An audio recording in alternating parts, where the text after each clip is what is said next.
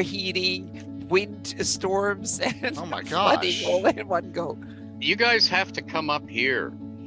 I have Yeah. Lake Ontario a mile away, and it's freezing cold all year round. Yeah, I'm So if used you to get too live in a hot- place where that, and yeah. I never in my life I thought I would say, oh, I wish I'd lived cold again. But after about several weeks of this, I'm starting to feel like cold weather isn't that bad Wait, after all. Did you guys see pictures of Tony fishing today? And she said it was 40 degrees on where she was fishing on the lake or Yes, whatever. I'm like, "Ah, it's I still know." summer." And you know something? Where she is fishing, that's actually dangerous.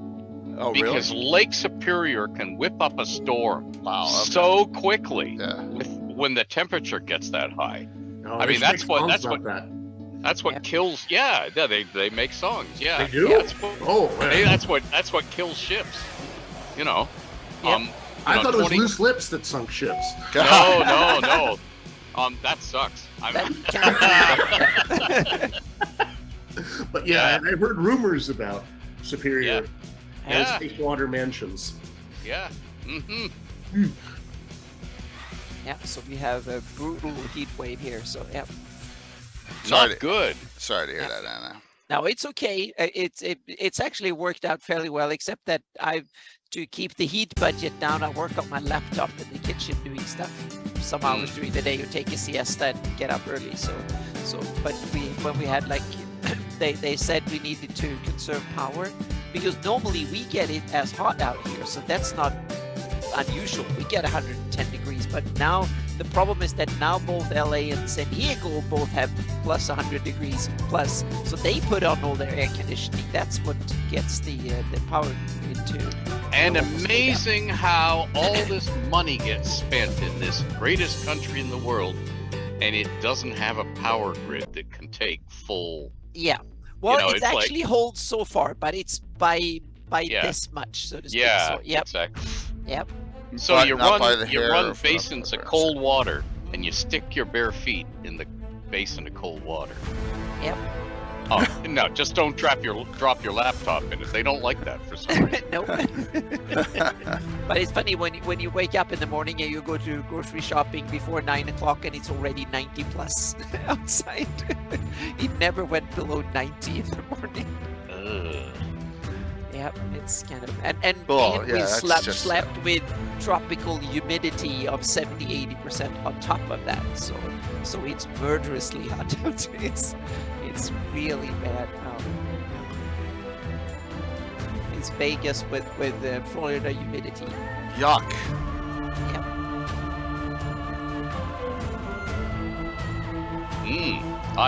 I'm loving all the minis in your graphics. Oh yeah. That's where. All the stuff I could never afford or have room for, but I can still love looking at it. We all feel the same way looking at your library behind you. Yeah. That's not my library. That's a quarter of my office. This is my writing office. That has almost nothing in it. I've seen pictures of your actual library. Oh yeah. I think you have like book I have arches that you I walk have like through. 3 shelves there, and then I have about the same amount over there, so they're not visible. So yeah. By the way, Saturday night, I promise a kind of silly but fun time Saturday night. You'll see. Oh, so nobody dies. Great. Well, I didn't say that. Oh dear. 49 months, Naz. Wow, 49 months of. Shoot. Yeah. Oh, he's printing it now? Oh, you're printing that Infinite Dimensions bridge there, Tim? That's great. Oh, cool. Yes, that's great to hear. Oh, there's ruins out. If you need the ruins, let me know. There's ruined parts of the bridge they just put out. All right, just let me know, man. Let's see if I can hook you up. I have Chuck Cumbo's character all done, ready to go. For that, I'll discuss that at the end. For this, but Eric Boyd's going to be very happy. He's playing an Eric Boyd created class. Yeah. So, Fish guts. There's a place on the map called Fish Guts. That's how you go blind, by the way. what fish What, guts? Fish No, guts? playing your own class. Oh! Don't do it. All right, let me fight with microphones real. What's brown and sounds like a bell? Dung! That's awesome. Hope everyone's doing well.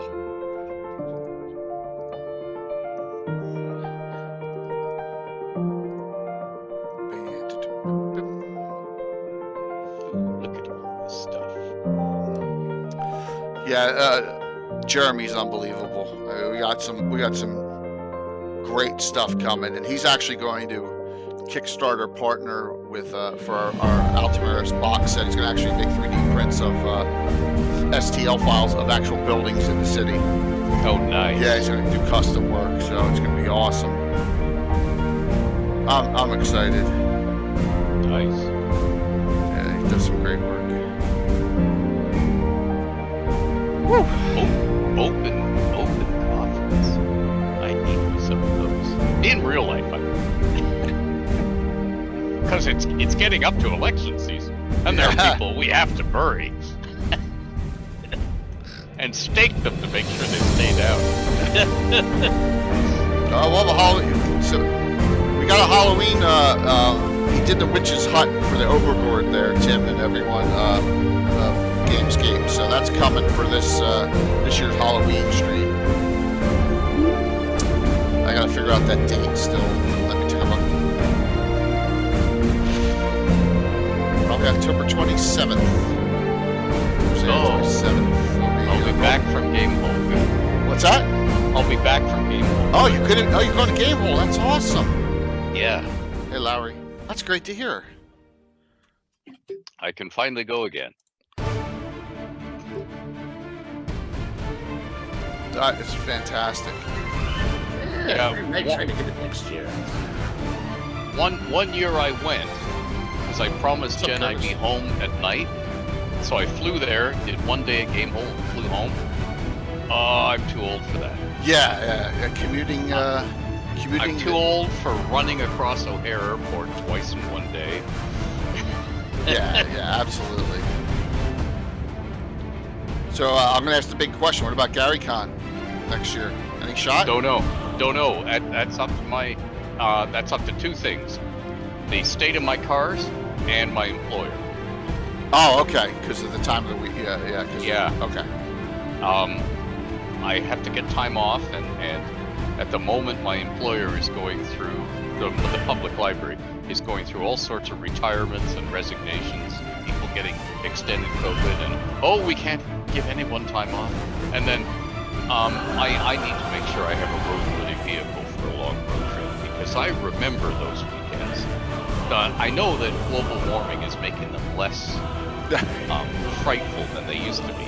But when I was a teenager, there were people who got trapped in their cars driving to Lake Geneva at that time. It was cold last year. Yeah. It was cold. I'm a bit of a Drake. I'm a bit of a what's the word? Wimp. Join the fray. I'm a bit of a wimp when it comes to that stuff. But yeah, it was cold last year up there. So. But yes, I'd like to get back there. If nothing else, to see all the old crew and see the Q-tip factory again. Now that it's what is it now? Something packaging? Yeah, something. Yeah, something like that. But It's still exterior still look like from the picture, so it's not that much difference. Yeah. But Ed, I bet I could convince Luke to get us a primetime game. If you're there, I'm there, Anna's there, Luke's there, Todd Stashwick's there. You know what I'm saying? Sure. Okay. I am there as well. I'll pack. Are you my you dice going too, away. Eric? Yes, sir. Oh, that's my, awesome. Silver Awesome. badge. I There you- missed the gold badge by about 2 days. Okay. I didn't realize they oh. sold out that fast. I'll pack a nice dress. Tony's only 6 hours away, or maybe it's 3, I forget. But I'll ask her. Oh, we could have almost the whole crew there. Yeah. Oh, ho, ho, ho. 2 drink minimum live. Lake Geneva can't handle the Lake. I would be I happy think to bring one a of whole the- lot of Virginia bourbon to help us out. Yeah, I think it's one of the Oh. few conventions that can. Yeah, Okay. that would be awesome. Tell Yeah. me, is the secret passage still there in the Playboy Mansion, or did they? I mean, the resort. There was I'm a lot not of secret sure. passages. There are was some wondering. things here and there. Michael- I think Alyssa put them on her map. There's some. Yes, all over the little place. Our places. map shows. Oh, that's right. Alyssa will be there too. Oh. All right. I'll get with Josh. I'll get with Zarathon and say, look, I got an idea. And then he'll go, and I'll say, well, make a decision. You run the thing now. Right, Anna? Mm-hmm. He runs it. That's it. It's old oak tree. Jeez, I thought it was old. Give me 1 second there. I was trying to VIP it there, Eric, and I couldn't because I didn't realize there was an E on the end of it. Give me a sec. Somebody taking my E. Yeah, give me a sec here. I was like, 1 sec. Yeah, oak is the family name of my mother's side. There we go. All right, that should have done it. All right, I need to go get some coffee. I'll be right back. Yep. Okay, he's gone. Let's make him a monster. Yep. I got lots of questions, Ed, for you. What was that? I heard news. I got lots and lots. I got lots of good questions. Sure. Because I don't, just I need to know. Uh-oh. We need to know. You see, that was half the fun of all the old adventures. I mean, the best monsters are humans, NPCs, who have schemes and so on, just like the player characters. So if you're not going to use a human, then it was a chance to come up with at least a wrinkle on an existing monster, or a new one. Because then you force the table to roll play. I love, it's a great point, Ed, and I love doing that. And that's why I'm not above stealing, from other game systems. Tonight's discussion is on FR, right? Mike, it's on both. Like Disney? Come on, Mike. Not both. There goes my new scene here as we welcome in. We go into Lord Peakshaven. Our nice little study. That's very nice. There'll even be a little script portal appearing in the upper left. What a spacious library. I must have. There aren't piles of books under that desk and up the floor and triple shelves. Can be in use. Yeah. Mike Disney says hi, Ed. Mike was our first ever special guest on Two Drink Minimum. Hi, Mike. We are going to do monsters tonight. We're going to do Greyhawk. We're going to do Forgotten Realms. We're going to do any gaming system. Yes. Monsters. Okay. As I've always Still early. What is this early? Notice that the mug, there's other things I could put in there, but the mug's got the coffee. You see, you got the steam coming up because I got my coffee out. Yeah. Now, you see, Jay, that mug needs 2 eyeballs that open and blink right on the rim. After about a minute, just 2 eyeballs open right below the steam there on the inside rim, looking at you. Just look at you, and then they peer at you, and then they close. I can always ask the creator of this to do some custom stuff for us too. Yeah. So we're coming live 5 minutes early because why not? Because we can. How's that sound, everyone? Good evening. We come on a few minutes early. I'm J.K. Lord Gazumbu, finish up this week.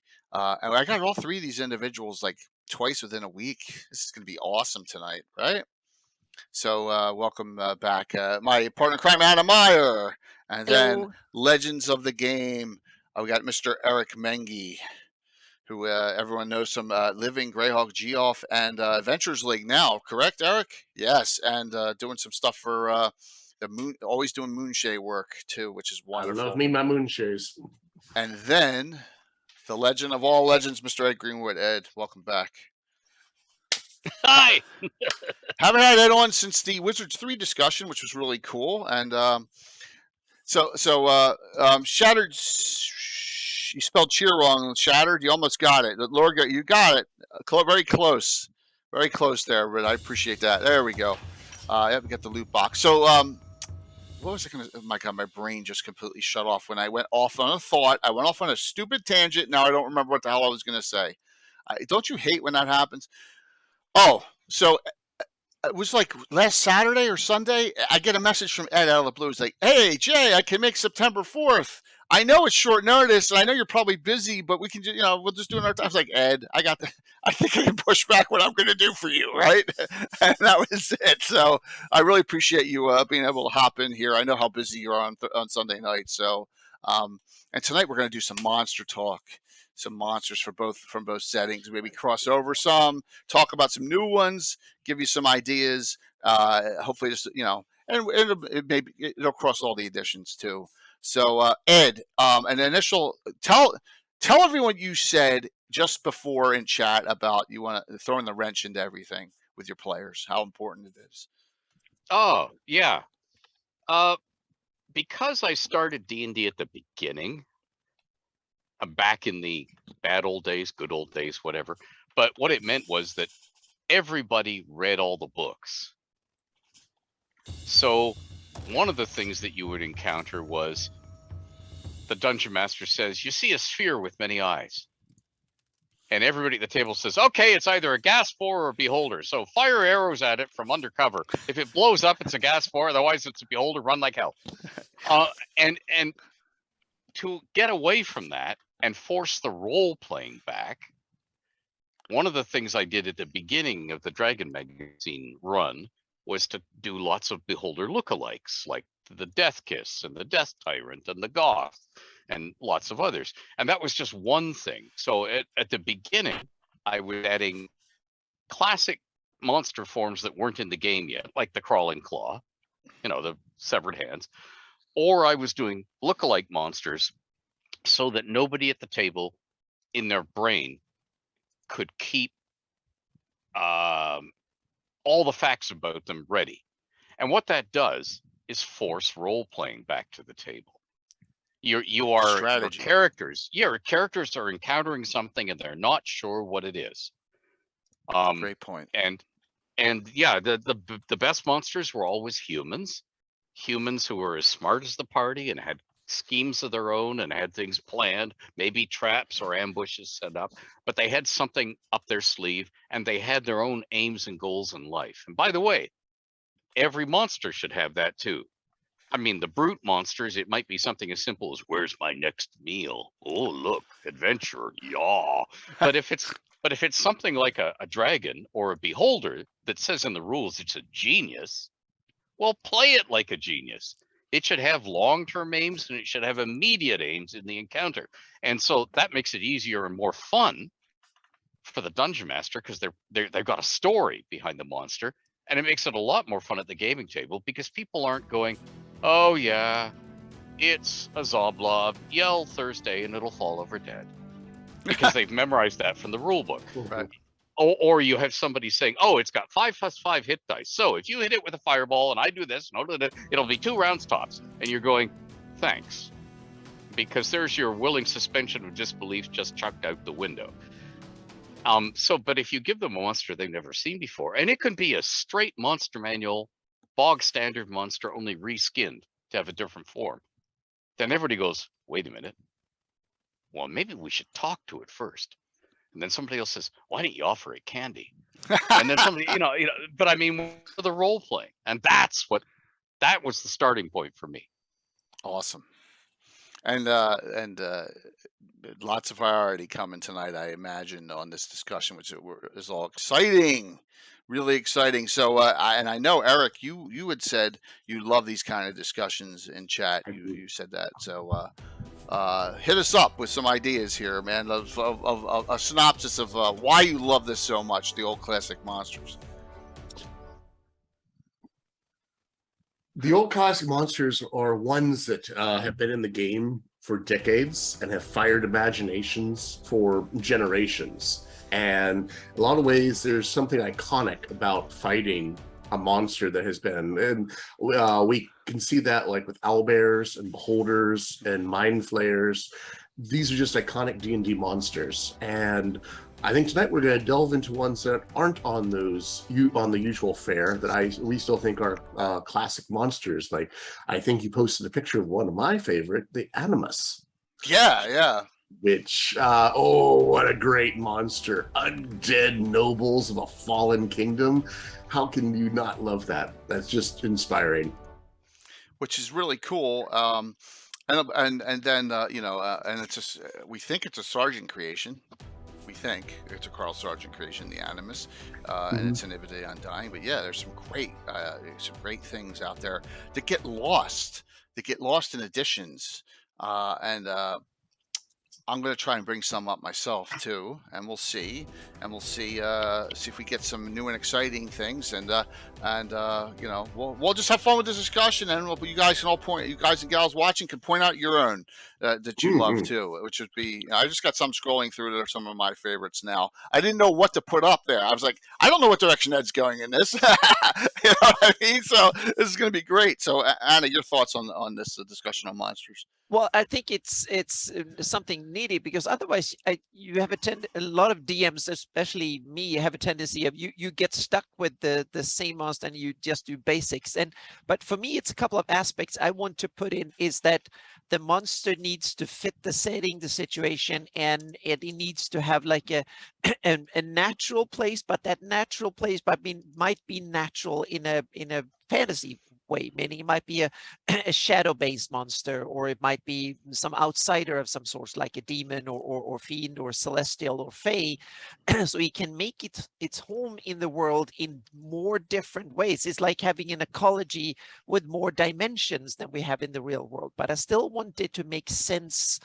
The monster needs to somehow survive. He's gotten there, and so on and so forth. It needs to function in its environment, not just mechanically challenge the hit points of the players or the characters. It needs to do more than that, I think. Then it makes for, because for me, the world dimension and world building dimension of monsters is really important. Right. Because Anna wants to have a world that makes some sort of sense. Yeah. Right? Mm-hmm. Yeah. Right. As for me, but it depends on your play style, what makes sense, so to speak. It depends on your play style. Yep. As for me, I like to throw the wrenches in there, and I guarantee you, I'm going to do this Saturday night's game. Yep. I'm going to do it. I'm going to do it, and it's going to be, and everyone's going to go, "You suck, Jay." I know what's going to happen, but it's going to be awesome, and I don't care, because I'm going to have fun. We want to have fun, and I guarantee you, this will be something Ed's never seen before. So, which will be cool, and we have Chuck Cumbo in. Yes. Challenge. Yes, absolutely. So I have it'll be a blast. We're gonna have a fun time on Saturday. But so I'm gonna throw one up here. And I want Ed and I want Eric, especially, and Anna, to say, have you ever used this before? Is it in Forgotten Realms? Yes. Okay. Well, is this Gong or whatever? No. This Juggernaut. Oh, okay. Is this in Forgotten? This is the Temple of Elemental Evil. One of my favorite monsters of all time, the Juggernaut. Can you describe it, please, a bit more? It's a mimic. I just see you. It's a mimic that has all these attacks, like 6 attacks of pseudopods, and it rolls, and it can crush you for 10 to 100 points of damage. And it's right out of Temple of Elemental Evil. It just looked like a weird statue to me, so I've because it can make itself look into almost anything, being a mimic. So so this is like one of my favorites. So Eric, Ed, does it exist in Forgotten Realms? Yes. Okay, cool. Yeah. I think it exists in Vistara as well. Okay. Yeah. Very cool. I mean, it's a very popular monster because it's cool as hell. Yeah, exactly. Exactly. It's cool. It's dangerous. It's deadly. I once had a character got run over by the same Juggernaut twice. Oh my God! They call it. He got turned into tuna fish basically from that. So yes. Yeah, Greyhawk welcomes careful drivers. Yes. That was one of Marco's characters there, Anna. So he's looking like the villain in Who Framed Roger Rabbit after the steamroller goes over. Or Kevin Bacon in Animal House. At the end. Okay. At the very end. Thanks, Curtis. Appreciate it. So that was one of mine. I loved it all the way back when it first came out, and but it never made any of the Monster Manual books. It never made any 3 of these books, which is strange. You know, it's one of those that just never got converted into. Yeah. So, yep. So that was one of mine. I just wanted to throw that out there. You know, get things rolling here with a great one. Well, Juggernaut Driving School, that's what they teach you if you're not dead, back up. That's awesome. So, all right, we're gonna we'll round table this, have some fun. Here's some suggestions. So, Ed, what do you got? What do you got for us? Okay, so tonight I prepared a new monster. Oh, and I prepared a wrinkle on a good old monster. So let's go with a wrinkle first. okay. So this is right down the alley of another Beholder lookalike. And these things actually are in the realms and in Greyhawk, because I stuffed them into an adventure I ran at a Milwaukee era Gen Con, which Len told me, oh, you realize this is a Greyhawk adventure? And I said, yeah, sure. Leonard. God, it sounds like Leonard.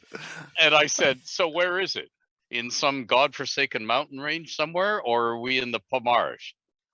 And he said, okay, we're in the Pomarge. So it wasn't Lendor. Okay. Yeah. Okay. So you round a corner deep in a dungeon, and you see a whole bunch of minion type monsters, like carrion crawlers that can talk and are intelligent and have human heads and tiny little useless arms, but they're carrion crawlers. And then behind them is a Beholder. And the Beholder is floating above a little lake, so you can't get right under it. And then the Beholder does something unusual. So this is a critter I came up with back in 1978. Oh my. It's called a Mage Eyes.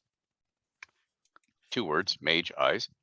Okay. Because it's a Beholder that its centralized stays of anti-magic ray. It's a wizard. It collects spell books. It studies spell books. So it offs player character wizards and takes their spell books. Nice. And then it memorizes spells. And the 10 eyes, the 10 small eyes, cast whatever spell it's memorized. So it could be anything. Yeah, but I typically don't want to be as cruel and deadly as your typical. So I would avoid things like, yeah, exactly. Those spells are out. Charm Person's great. Yeah, exactly. But here's a typical 5th edition spells. Okay. So we can use it for right now. But here's a typical 5th edition fighting Mage Eyes, as in it can duke it out with the player characters, but it's not going to kill them off. Okay. And I stuck just to the core rulebook spells. Okay. I could have really jazzed this up if I'd gone Xanathars and played around with stuff. But first eye, Chain Lightning. Second eye, Circle of Death. And you said you're going to hold back? Yeah, I am holding back. Third eye. Oh my God. Power word kill, maybe? Yep. No. You see, that's too. Dimension Door. Okay. Second. Okay. Yeah, that's a good one. Fourth eye, Fireball. Why not? What level? What level did they cast at? 12th? Oh, it's casting at 11th level. Okay. As a wizard. Okay. Because it can use up to 6th level spells, so it's Okay. got to be 11th level. Fifth eye, Gaseous Form, can cast on itself. Cool. So that's its get out of jail free card if things go bad. 6th eye, Lightning Bolt. Okay. 7th eye, Magic Missile. Yeah, 8th eye, Sunbeam. Oh, 9th eye, Telekinesis. that's And 10th eye, Thunderwave. that's a nasty spell too. But the good thing about that is, remember, all 10 eyes cannot go forward. All 10 little stalks That's right. cannot go forward. I think the most by rule is like, yeah, it depends on the 50. 50%. if you don't have to worry about the anti-magic ray, as in if you're the beholder, Right. and don't have to train the anti-magic ray on the party because you've already taken care of the spellcaster. Remember, you've got telekinesis and a lake, Right. and you're in a cavern. So the first thing it does is telekinesis the spellcaster up and impale it, the poor caster, on a stalactite, and then you let its body drop into the lake. If you don't have to worry about the anti-magic eye, you just roll over so your central eye is looking down at the water, and then you can use all 10 eyes at once.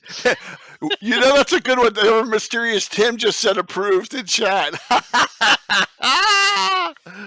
But you see, my beholders always wanted That's to odd. talk first. Right. Because the beholder, I don't want to kill you. I mean, Yeah, we can get wow. around to that, but I've done that so many times. I'm more interested in what you're carrying with you and what you can trade to me for your lives.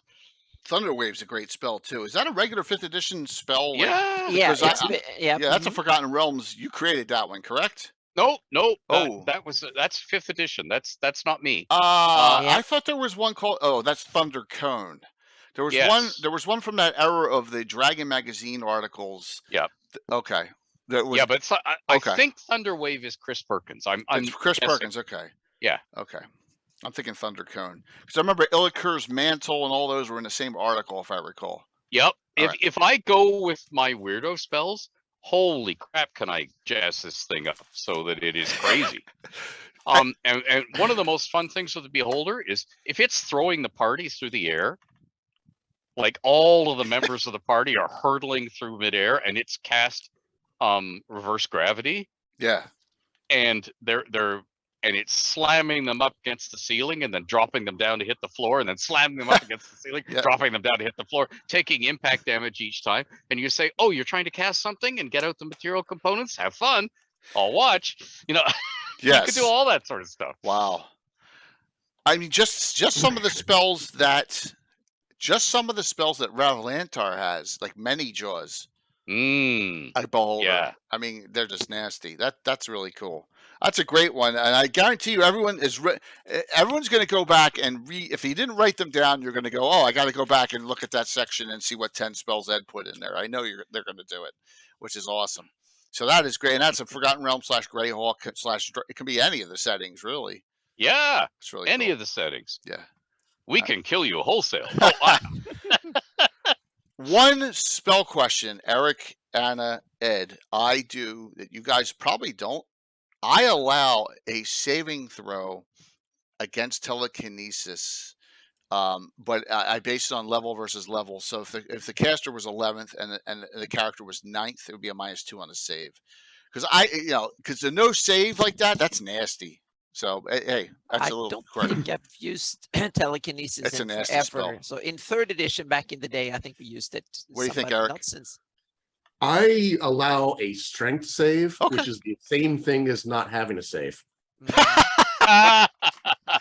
Because no one has any strength. Okay. Yeah. So it's like, oh, you want to hold on and you're going to face this, hunker down and make me a strength saving throw. Yeah, I think I would allow it if you have something obvious to hold on to. Yes. If you're just standing on a stone floor and no, then you're screwed, so to speak. Then you have no chance. But if you're close to something like to hold on to, like a railing or something, then you can. Then I would give you a good strength check, so to speak, or a strength saving throw in 5e. Yeah. Mm-hmm. So Tim just said, "Why did you nerf it in chat?" And I'm typing back because of you. Because every demon and devil has telekinesis, and that character just teleports them up 3 miles up. Yep. That's right. But the thing is that you have to nerf how far you can move something per round. That's one thing that I really limit to. You can only move be moved like 30 or 40 something feet per round. So and that's it also occupies the only really powerful creatures can concentrate on doing that effect and fight effectively. What a great one. So you have to limit the monsters naturally, meaning only the really powerful things can focus on 3 or 4 things at the same time. That's why I like an opposed plus or Mhm. minus on the save versus level Yeah. variation on that. Just But to I kind of would make a beholder one of big those auger. Exactly. Because- because it's a beholders- genius. Mhm. Of, Yeah, They exactly. got to get It- some benefit. Yeah, Absolutely, exactly. Intelligence, absolutely. yeah, meaning godlike creatures, really intelligent creatures and stuff. But just because you're dumb, big and powerful doesn't mean that you're smart, so to speak, as a monster. So even like dumber monsters and even demons and stuff that have it, they can do it, but they can't cast spells and fight someone in the back or something while they're doing it. So which might be a bad effect if you attack the demon and it loses Innate. control and you fall down to the ground again. So Yeah. so yeah. I mean, for a beholder, to me, telekinesis is its daily move stuff around. Mhm. Right, spell. right, Yep. yeah, absolutely. Not a combat, Yeah, Right. exactly. Yep. But I've just, Tim's tortured me with that spell Yeah, for years. but I think this is a good discussion because it shows that you can nerf things in different ways. You can nerf them strictly mechanically. You can put your own thematic limitations on it and stuff like that. So you can allow it, but nerf how much you can use it and stuff like that. So there's many different dimensions, which I think it's important as a DM that you vary and not nerf everything the same way all the time, because then that makes the game more boring. What a great one. You should, Great. yeah, you should use all the dimensions you can, so to speak. That makes a more fun game. Shots thrown by Ed on the Magi. Mhm. Nice, love it. I'm gonna use it Saturday. Just kidding. No. I got worse stuff. Yeah. Oh, thank you. Beholder's one of those people that monsters really depend upon its environment too. Like Yeah. Ed was talking about, there had to be the stalactite on the ceiling to throw things into. Yeah. When I had a beholder, it had part of its treasure was a portable hole. So every Oh. time it it petrified somebody with a stone to flesh to stone power, and then it would telekinesis them into the portable hole. That makes sense. Yep. And then have his minions folded up. Beep, beep, beep, beep, beep. A lot of And people they're- I've heard have made dead objects, inanimate objects, automatic, but with living, telekinesis some of the living save. There's all sorts of variations on it, but yeah, great ideas. Great start off, Ed. Eric, what do we got? You got 2 good ones here. You did, or you want to shoot up something else? Sure. Which one you want to talk about first? You I want to do the- talk about. Let's go to the one that everyone will know the most first, and then we'll get into the in-depth the first one. So let me bring this up. And this is great. Great artwork. That was by Lori Krell, who works with me a whole lot. Right. We got on the various Kushi. things. She's amazing. Oh, a wonderful monster. Yep.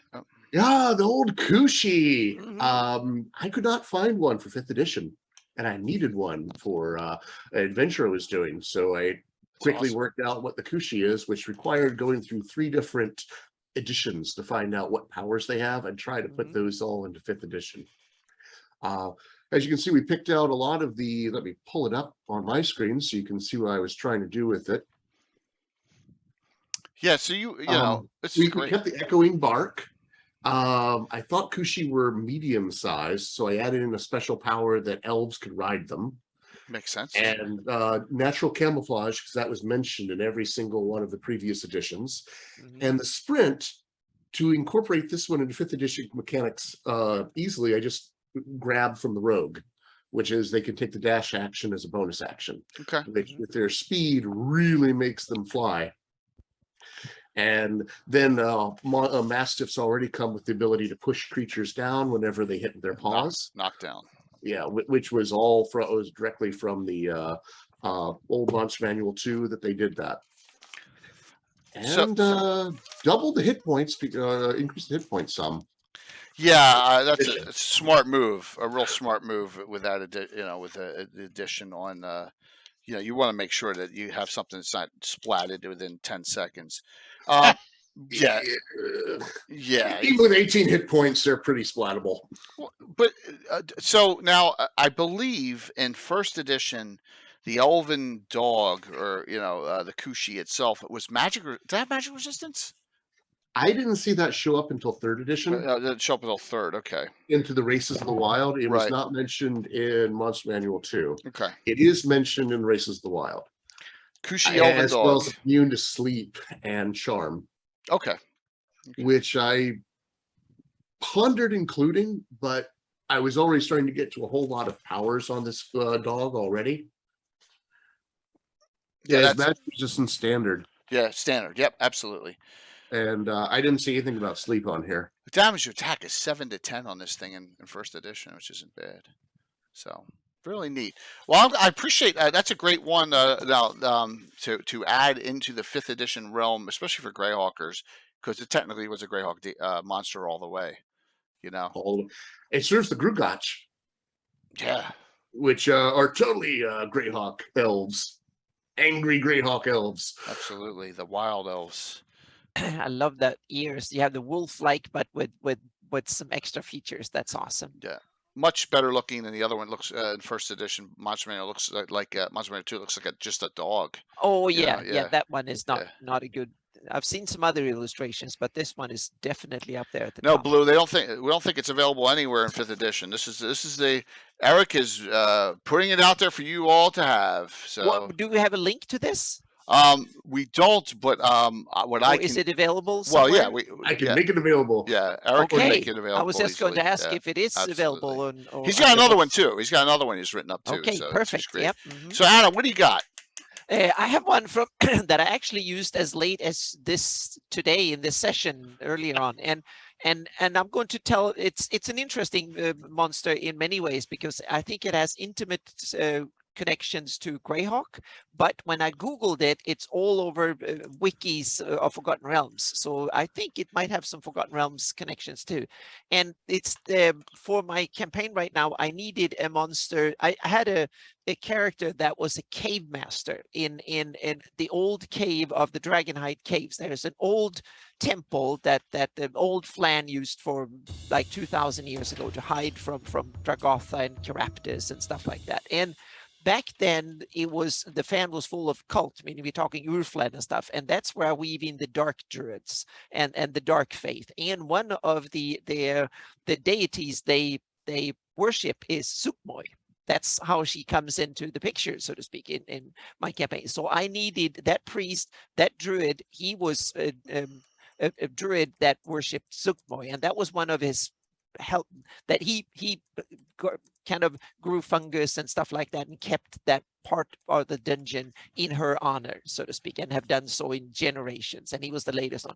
So now I needed some really powerful monsters. So when the caves come under attack, what is his ultimate helper, so to speak, bar Sukmoy herself, because I didn't want to put her in the picture, at least not yet. So there so what I found was a really cool one. It was a demon, a fungus demon called Ruka-Rassels.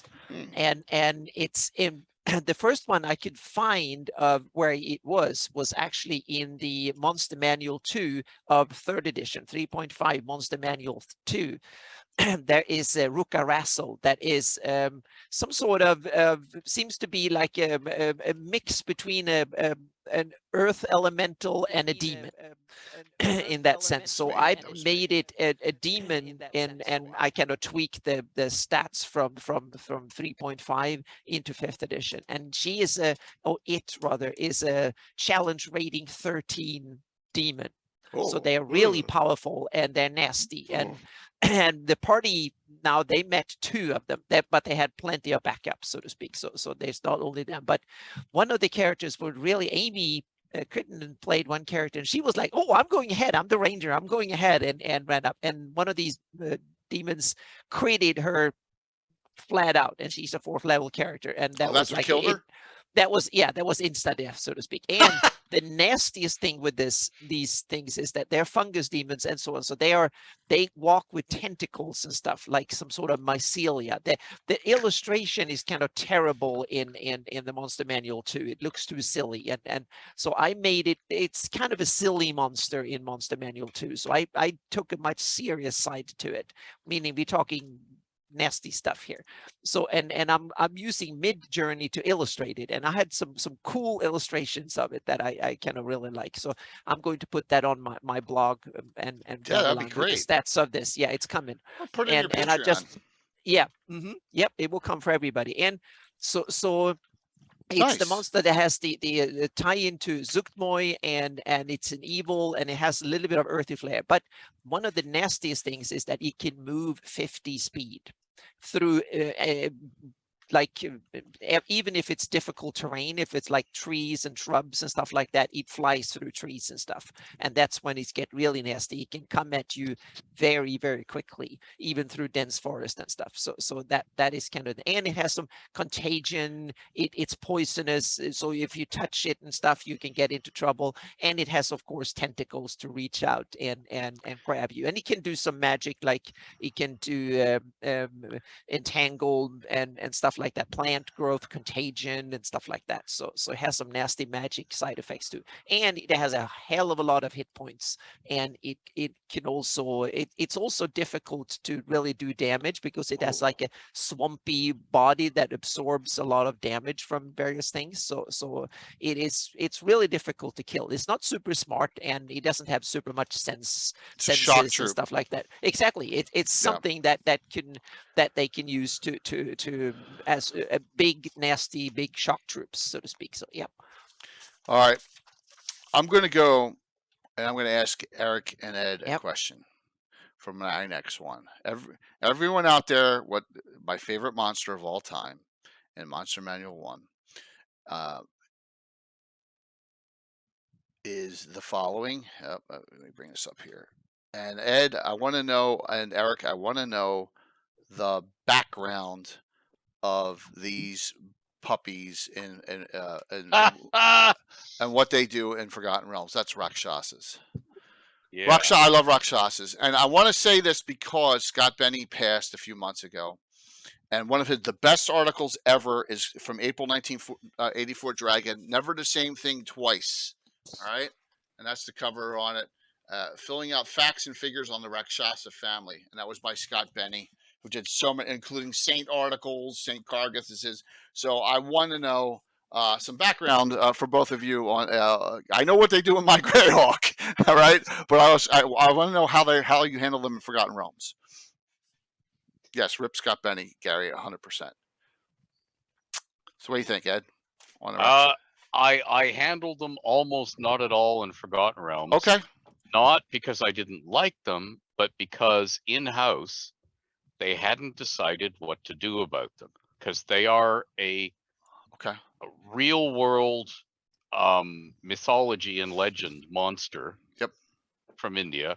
Yep. And they hadn't even decided at that point whether they were keeping their knees go backwards thing. Oh yeah. And they're inverted, yeah, vertebrates and everything. They weren't even decided about that, and they were debating it back and forth. Okay. And you got to remember, at the realms, everything in the realms had to be official D&D because they were buying it as an official game setting. So I couldn't. My days of doing my own thing, just for the heck of it, were gone. In that, I had to make things match the game. So I said, well, you guys decide and get back to me. And of course they never did. It's sort of like getting outside stuff approved. Somebody has to drop whatever they're doing in-house and read and approve something. Okay. Which is why, we always dreaded it when we were doing novels. Oh, somebody in-house is going to have to review it. One of the designers, we'd say, oh, there goes another year of my life. Because they were busy doing something else. And that's exactly what happened with this beastie. They never got back. So while they were contemplating, I had a don't use it until order on me. So I never got around to using them. Now, what I would say in the realms is, there are parts of the realms that we almost never got to adventure in the published realms because they were off the west coast rune, the Sword Coast, where 5th edition has spent all of its time. And that's where you would put some of these. If you're looking anywhere south of Thay, east of Thay, that's where I would have Rakshasa as powers behind the throne. Because to a Rakshasa, it is boring to be an open ruler because what you are basically doing is painting a target on your own back. and you're tying yourself down, Mhm. making legal judgments and so on for boring humans. Why would you want to do that when you can have fun? Yeah. So that's the way I would play them in that area of the realms. But I never got a chance to put them Okay. official because that was on the shelf, unfortunately. No problem. And Eric, so you haven't used them either? I have used them, and I discovered something about the Rakshasa. I did not use them in the Forgotten Realms. Okay. I was actually doing a Pathfinder campaign at the time, and part of them were they showed up in Corvosa in the Curse of the Crimson Throne Oh. line, and it was fantastic. The only problem is one of the editors at Paizo commented that Rakshasa have glass jaws, and he was absolutely correct. And in 5th edition, it got even worse. Their armor class is 16. They're a challenge rating of 13. So this should be a challenge for 4 or 13th level characters. His armor class is 16, has 110 hit points, and has vulnerability to piercing magic weapons wielded by a good creature. That's one attack. A Rakshasa cannot stand against the party. Yeah, that's a shame because in 1st edition they were impossible to kill. So they are very, very possible to kill them now. Yes. The only way I could do it is they constantly hides, and so I had them in the Thieves Guild. You never knew you were dealing with a Rakshasa, because if the moment you dealt with a Rakshasa, it used its GTFO plan immediately and did not stand there and attack you, and immediately had to fly and sect assassins on you for the next couple of weeks. Because it cannot go toe-to-toe with a party. Well, I'll keep them in the 1st edition rules, and I don't have to worry about it. And so, if everyone knows why I love Rakshasa so much, I've shown this a couple times. When I was a kid, 7 years old, 1974, Kolchak the Night Stalker had an entire episode on Rakshasas. Horror in the Heights. And it scared the shit out of me when I was 7 years old. So, and if you watch it late nights on some channels, you can actually, see that Rakshasa episode. Scare them when they're young. And scare me when I'm 55 too. But have you seen what they do in 1st edition? They're immune to any spell that's under 9th level. Yes. You only +3 weapons hurt them, and they only do half damage. Yeah, I know. They do have the vulnerability to the West crossbow. Yeah, but that's about it. Yeah, they are. Look at this. It die. Look at the Scott Benny article. It's even worse for the Rakshasa Knights and Lords in there. Oh yeah, so and that's why. A -4 armor class. Yeah, I know. Which was what the equivalent of a 24 in 5th edition. Absolutely love them. They're monsters. Yeah. And they're going to stay that way in my game. So be ready Saturday. I'm just kidding. What? I'm kidding. I got something worse. But something funny. Yeah, you'll see. I'm trying to get Ed all excited about Saturday night's game. Jay, I'm young and vulnerable. Yeah, but you're 7th level now. Ravalantar, you're going to be fine. Yeah, you'll be behind the mage the whole night. Yes. Yes, the group is going to be fine. It's just, what's Kolchak? Kolchak was a CBS TV show that ran 2 seasons from 74 to 75. It used to be on CBS late nights. It's Darren McGavin. It's the father from A Christmas Story, and Billy Madison. That's who it is in 74. And if you can find it, you can watch some of these episodes. They're really old and they're kind of cheesy. They're hour long, but yeah, the Rakshasa episode was the one. And you'll see some people, you'll be like, oh my God, he was in there. Like Eric Estrada's in an episode. Kathy Crosby's in one. There's a lot of big names in the episodes too. So, yep. The remake series is bad, I agree, but you got to go back to that. By the way, cultural note, all of you kids should watch old TV. Yes. Because that's where our culture came from. Yeah. And everything you think is a cliche these days was a cliche back then. And they did it first and better. No, so Revolgix, Joss Whedon, Buffy, took a lot from the Night Stalker. Yeah. All right. Yeah. So, and then it rolled from there on TV shows. So one of his favorite shows of all time was the Night Stalker. So there you go. It was X-Files as well. You're absolutely correct. Absolutely correct. So just wanted to bring that up on the Rakshasa and ask that question because I love him so much. So all right, Ed, what do we got? Oh boy, what have I got? Okay, let me give up? you What's up, Mike? a brand new monster. This is a tiny deployable monster. You can use it in any setting. No, it's not a big, it's a fun one. Good. So imagine a flying flock of a dozen of these, or a trap that will unleash 6 or 7 of them. This is a monster called the Flying Eye. So imagine a human looking eye. So, you know, the open eyeball with the lovely lashes around it, you know. But this eye is about as long as a large adult human head. So if we turn my head sideways, the eye is about that big. And it flies magically, no wings. It can hover and has maneuverability. So Class A on a particular D&D edition, one of these guys who can, you know, go backwards, go sideways, tilt, whatever. It has dark vision and infravision. It's AC 7. It flies 35 feet around and is about as tough in body consistency as cured or boiled leather. On its underside, it has a fanged mouth that bites for 1d4 plus 3 hit point damage, and its poisonous saliva forces a DC 11 Constitution saving throw.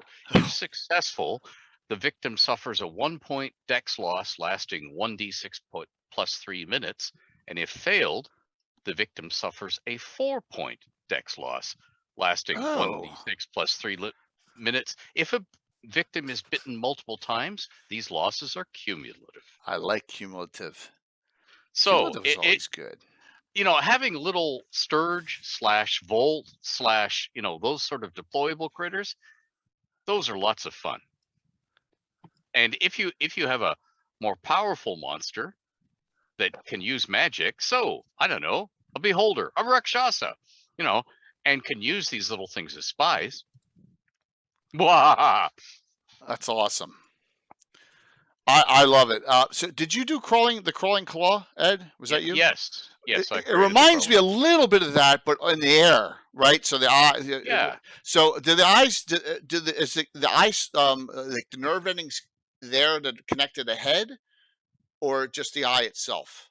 You understand? It's just imagine that you broke an egg on a hot skillet. You're going to scramble eggs. You're going to do a sunny side up. Okay. And the side that's up is an eye. Okay. And then it's got a flat bottom with a jaws in the center of the flat bottom, which can open very wide. But there's nothing else. That's its body. There's no head. That's it. It has a mouth. That's awesome. Yeah, a mouth and an eye. Mwah. Oh, that is cool. Where would in Forgotten Realms of Greyhawk, they attack? What's the number? 2 to 12, 2 to 6, 2d6, that appear. Like would they? You know, and I'm assuming they are swarm attackers. They are swarm attackers. Okay. So yeah, I would probably say 2 to 12 or 2 to 20 or no. Wait a minute. Let's go 3 to 18. Yes. Okay. All right. Flying eyes 3 to 18. Are they innately evil? No, they are nothing. They are neutral. Okay. They bite things and eat them, but then so do foxes. Right. You know. Were they created from like a crazy wizard's bad experiment? Or we don't know. Okay. Because that's always the default assumption in first edition. Because so many creatures from the Boule onwards were, a mad wizard went experimenting. I think that wizards don't have a corner on madness. That's I think true. mad priests went experimenting. No, mad tinkers, tailors, went mad cobblers. Because you pound the sole of a shoe all day, like Gary Gygax did. Sorry. That's it. Look what he came up with. I'm just not pounding this shoe all the rest of my life. Yeah. He had a theory about that in Moonchase. Oh. No, not about the cobbler, about where the monsters all came from. So out in the lore, Moonchase, Northlanders or Northmen at the time hated magic, and they felt that it was a threat and a danger. And so he went with the idea of like, what if they were right? And so the idea was, is every time you cast an arcane spell in the Moonshays, a monster forms out of chaos somewhere in the Moonshays. And the higher level the spell, the higher the CR of the monster. Which is why the Northlanders always are going monster hunting, which is to kill all the that's interesting. arcane chaos that are being fused by all these arcane spells being lobbed around. That's why they gotta say, stop it with magic. We only got so many of us Vikings out there to kill the monsters. That's cool. That's a good one, Ed. Oh, by the way, so I forgot about telling you what the giveaways are. So you're going to get Ed's non-Forgotten Realms adventure, The Endless Stair, in reprint, okay? And then your choice, of some other ones. We got Tomoacon, Beyond the Crystal Cave, The Silver Key, Veiled Society. You'll get one of these for an addition. That's giveaway number 1. Giveaway number 2, we're going to do a signed Mike Disney Overlord print. As we're coming up on Halloween, we'll have another Halloween special as the Overlord will return. Well, we got a great Witch's Hut coming from Gamescape to go with that shortly. And then also, if and that's Continental US. If you're outside, I have some PDFs for either the Castle Keeper Guide or the Codex of Aird. I still have those available too if you are away somewhere like in Australia or something. So, we'll get that all out. So I have plenty of stuff for everyone. There you go. So Ed, really good one. Flying Eyes. So all right, Eric, you want to do this brand new one you created as well, since we're on new ones this round? Well, I will have to admit, I did not create it. Oh, you did not create this one, huh? I did not create this one. So recently I was running a box set called The Night Below by one of my Carl Sargent favorite designers, Carl Sargent. And one of the things I found is that there weren't enough interesting humanoids in the Underdark.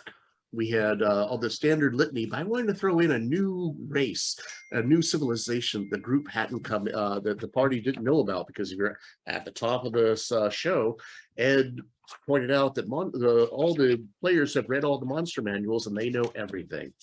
So I dug deep into lore, and one of the ones I looked through is this book. Oh, and there was a race in here called the Gloamings. Okay. Yes. And they are plain touch Shadowfell folk that have come through. And I had the party run into some old ruins in the Underdark that were inhabited by these creatures. And these creatures are, I went a step further than what they had in the book with the giving them a slightly different lore, because I found that one hard to implement into the campaign, where they had a different alignment than whatever the group they were with. I found that difficult to manage as a DM. It's like, okay, this in this group, it was very reactionary. I wanted them to have a concrete legend and theme that the Gloamings had, as opposed to, we're just not what everybody else is. And so I went with them being echoes. They're yesteryears. They're constantly obsessed with memories and remembering. And because they went into the Shadowfell, I actually dug deep in some personal grief, and they are the spirits of the stillborn that did not have an alignment, so they could not go to the alignment planes, the outer planes. So instead, those spirits were sent to the Shadowfell, where they formed inside of bodies inside of cocoons that the Gloamings, being the moth folk, would find and cut down and cut them out, and then would have to bring them into the material plane so they could grow up. And this was the civilization that the party ran into. And they had this tendency to always speak in the past tense. That's cool. And they were always constantly referring back, and they could not understand you at first, but as you talked more and more with them, they learned your language because of what you had already said. So they could only use the words that you had used in the past. Wow. Now, I just kind of didn't check that much. I just got their sentences more complex as the party went on with them. And so they were constantly asking the party, tell me your story. Tell me what you've done. tell us. We all want to hear your story. It was a great opportunity for the players to brag about all the things they wanted. And all the gloamings were just gathering around them, writing it all down diligently. And then whenever they came back, they found that the gloamings had like carved statues of them doing the activities that they had wanted. They were practicing plays based upon what the party was doing. And also they were asking the players if they had run into any other ruins, because they love inhabiting ruins. And it was a very memorable encounter, and it gave a whole new feature to the Underdark for a new race that wasn't the Drow, the Illithids, the trolls, although I do love the Sirf Neblin. They're great. They remind me. They were not ready for these creatures. They remind me of Dark Fae on the level of a Germlane type, which people don't expect in the Underdark, even though it's a good creature for it. So that's really awesome. So you're saying this? Do you think Carl Sargent created these? I was running the Underdark, or the Night Below. Night Below, and they're in there. My guess is that since the only place I've ever seen them is here in the Underdark. Oh! That it was either Bruce Cordell, Gwendolyn Kestrel, or Jeff Quick. Okay. I don't know which one of them. It's awesome. And you added the artwork though. That was Lori. That was Lori. That did that for us. I told her, I said, I want a moth folk, but dress them like ElfQuest. It's awesome. It's awesome. And this is what she came back with. And we also borrowed a couple powers from the Shadow Kai with the Shadow Blade, which was originally that I was going to have to be a spell, because there's a spell in Xanathar's, I think, Ed. Yeah. Right? Yeah. But the latest trend with 5th edition is to take the spell attacks out of being a spell and make them just an entry. It is simpler to read and implement, because if the DM goes down and says, "What's this Shadow Blade?" Oh, gotta go get another book. So I just wrote it all out there. But it's pretty much a Shadow Blade from the Xanathars. Okay. And then they have a penchant for shadow magic, so that's reflected in all the illusion spells that they can cast. And was there anything else I liked including in there? Well, that's perfect for me. I mean, I have a Shadow Mage class, so I can go right to those Shadow Mage spells. The next step on this one is to make it as a player race. Interesting. So if someone wanted to play a gloaming, but that takes a lot more play testing than just making up a stat block. Yeah, that's like having someone do a pixie that they can become visible at will. It's kind of hard.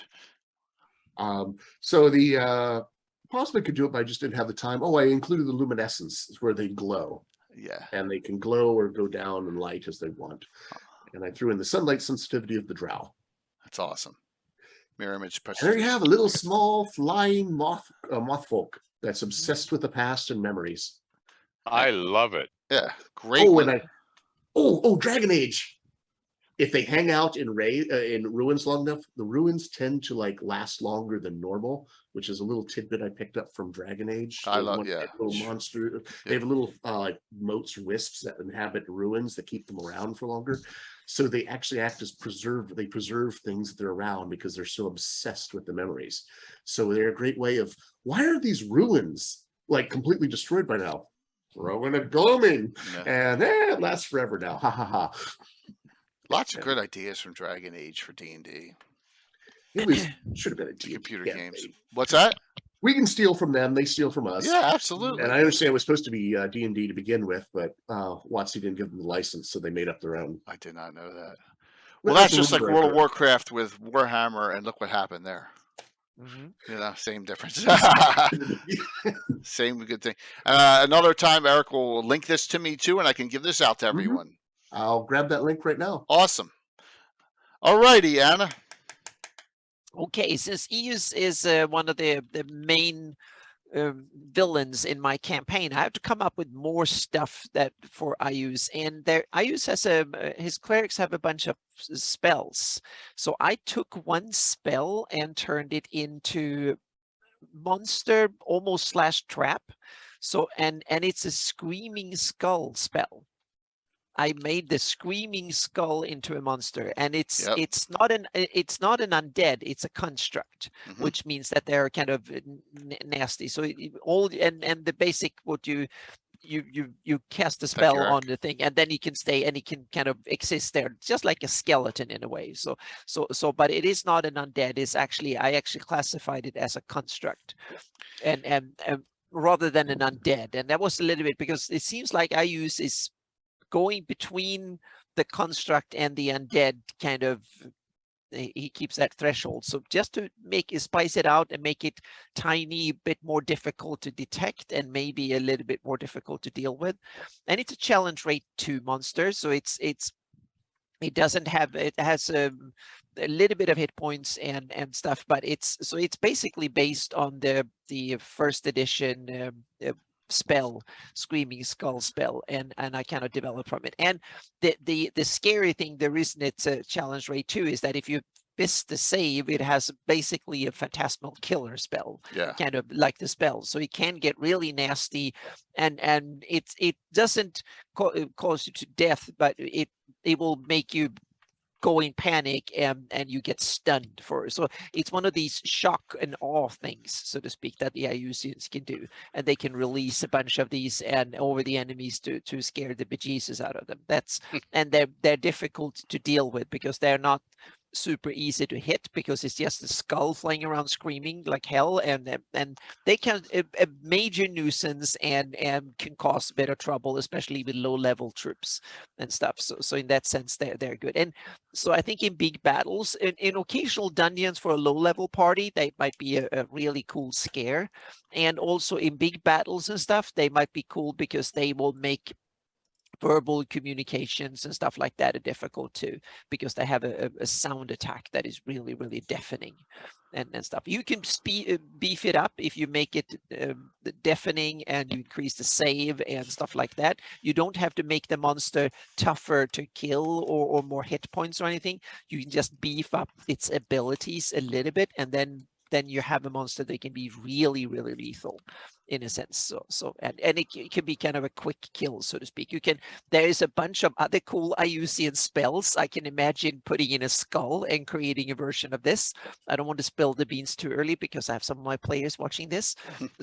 But there's my idea to take ideas from the early IUCN spells and then create powerful versions of monsters that tie in thematically to his spells and stuff.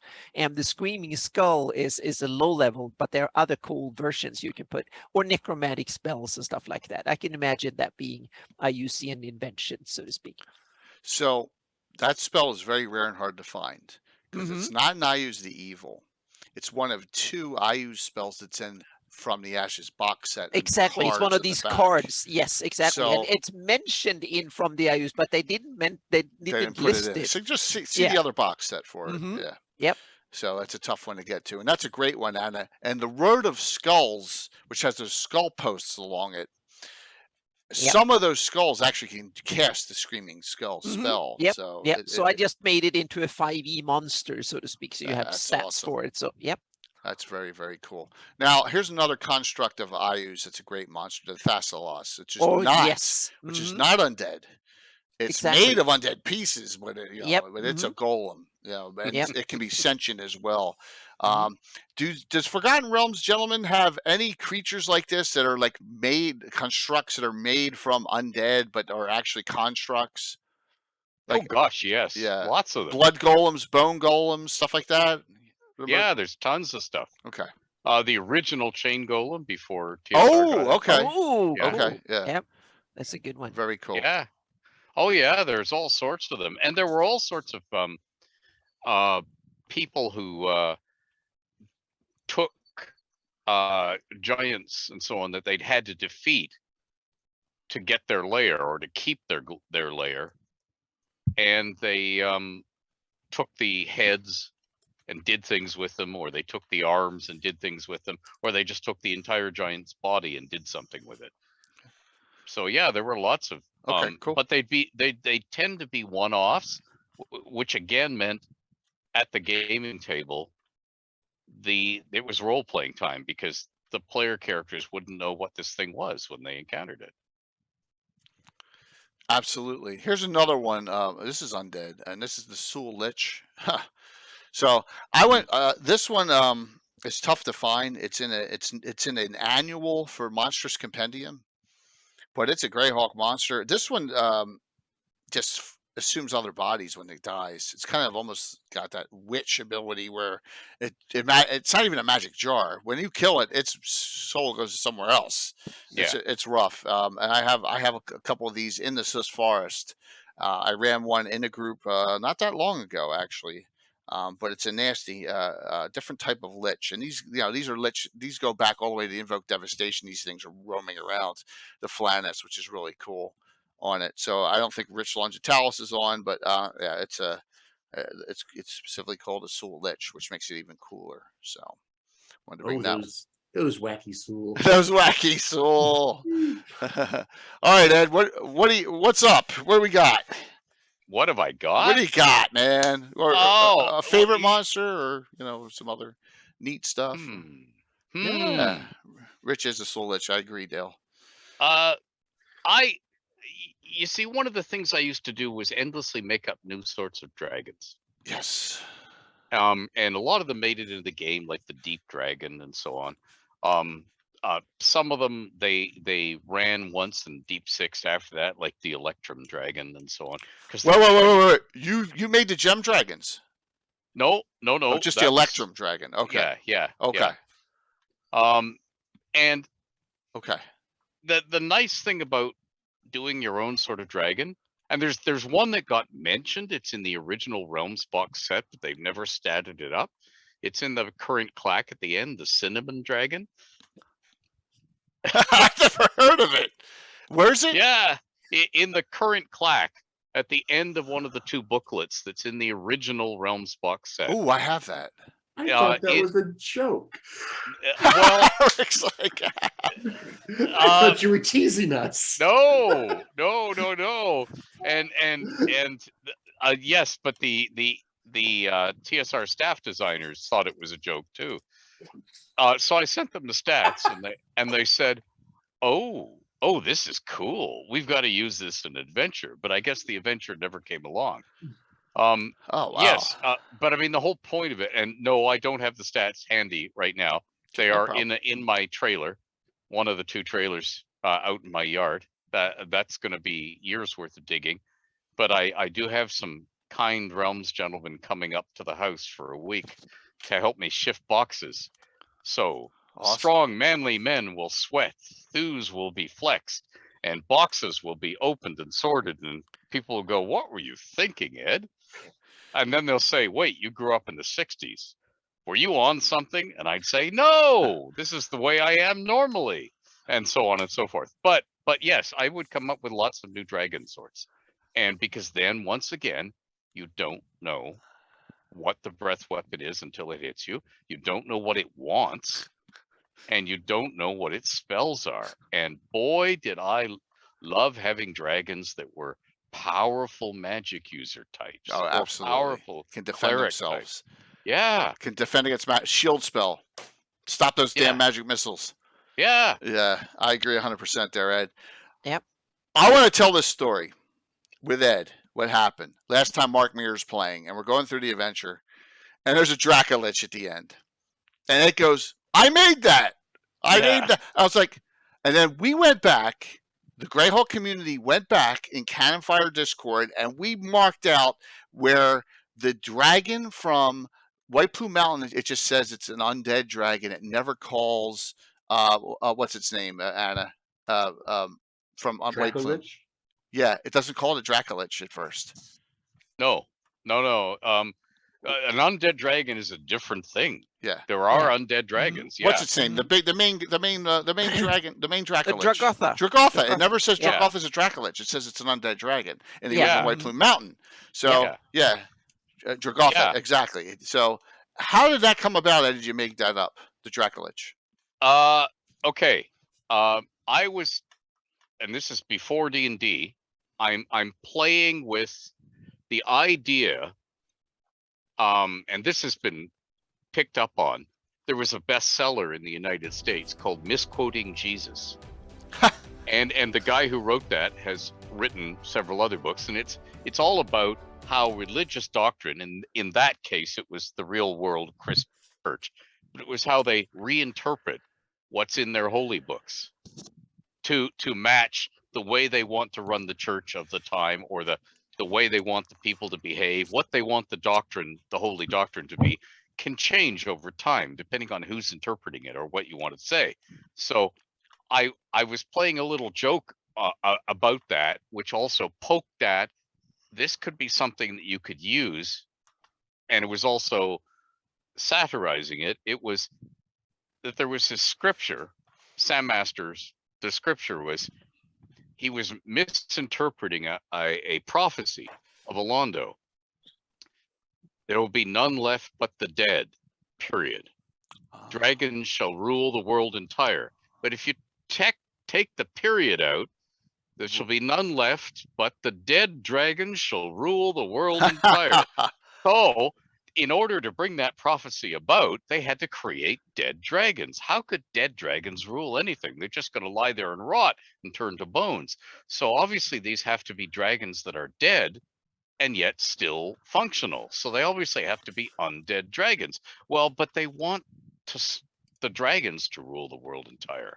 And the problem with a, quote, undead dragon, so, you know, to go back to the cannon fire, an undead dragon, in theory, could be controlled by somebody else using spells, necromantic spells that control undead creatures, or even dispelled if you were high enough level, conceivably. Okay. But if you are helping the dragon become a lich,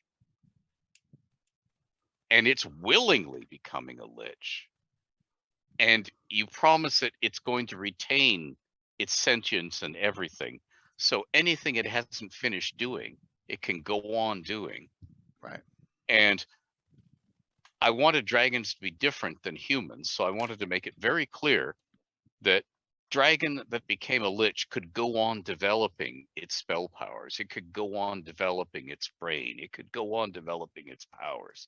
Death was not the end. It was not a freezing in time.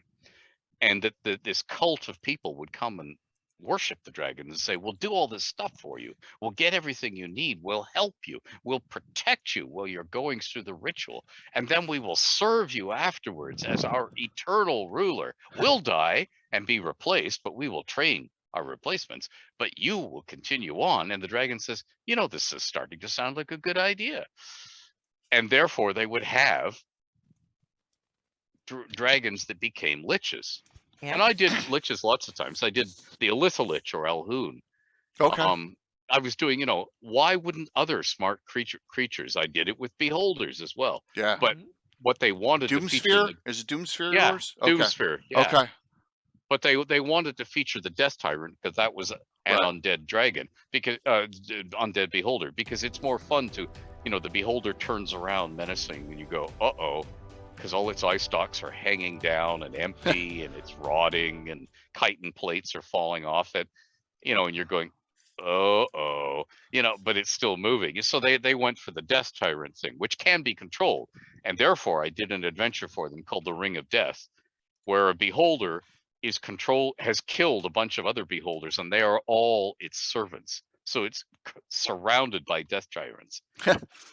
But anyway, that was tangent time. But I mean, That's okay. back to that. Yeah, I was creating dragons who wanted to go on forever past to lichdom. Why should it only be puny humans who do this? Why shouldn't the dragons do it? Therefore, Draco liches. Now, undead dragons are the same thing, but they're different. They're also undead, but they're brute undead. They're not liches. Draco. Yeah. They're not self-willed. Okay. Yeah. Got it. Awesome. Because we had a discussion and just, I was shocked when you said that during the game. And I was like, wow.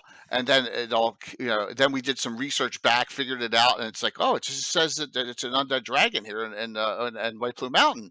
And then we're like, well, and it looks like Bruce Cordell, I think, in his adventure around that late 90s kind of turned Drakotha into a Dracolich.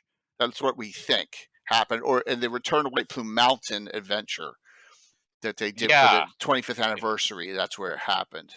So we're just trying to figure it all out. So yeah. Originally Dragotha was a different kettle of fish. Yeah. Yep. That's cool. A different bag of bones. Yes, a different bag of bones. Nice. Yep. So I want to show something that Eric shared with me, and that is, wait a minute, let me pull this down here. I got that Kushi up still. Just if you remember the Hush episode from Buffy, look at that artwork. Oh Ooh. man, that looks cool. that was a great episode. Still working on the stats for this one. Oh It's going to be the Hushing Demon. yeah, that's great. The hushing demon. Yeah, you Oh, can't. yeah, Oh those- dear, you see, I'm a Silence, librarian. permanent so silence in It's around the them. shushing demon. It steals your voice, and it goes into Yeah. those little floaty Oh. things with it. A librarian's best uh, friend. Yep. Yeah, Then no they take verbal your heart out. components for you. Yeah, and they That's collect cool. they collect human hearts. Yeah, very. That was a great. Oh, have a heart. Okay. They're from fairy tales, right? They were from like what was the name of the book? Oh my god, my brain shut off. Oh, the Hushing Demon? Yeah, Mm. what was the name of the fairy tales everyone references that are kind of grim? The book. What? Grimm's fairy Uh, tales. Yeah, Grimm's was fairy very- tales. That's it. Grimm's fairy tales. Yeah, that's it. I was kind of leaning from the Buffy the Vampire Slayer episode where the Yeah, but gentlemen were stealing all the voices. in the Buffy the Vampire episode, they do research. They go, "Oh, this is a fairy tale Okay. creature." Yeah, absolutely. So they're somewhere in there.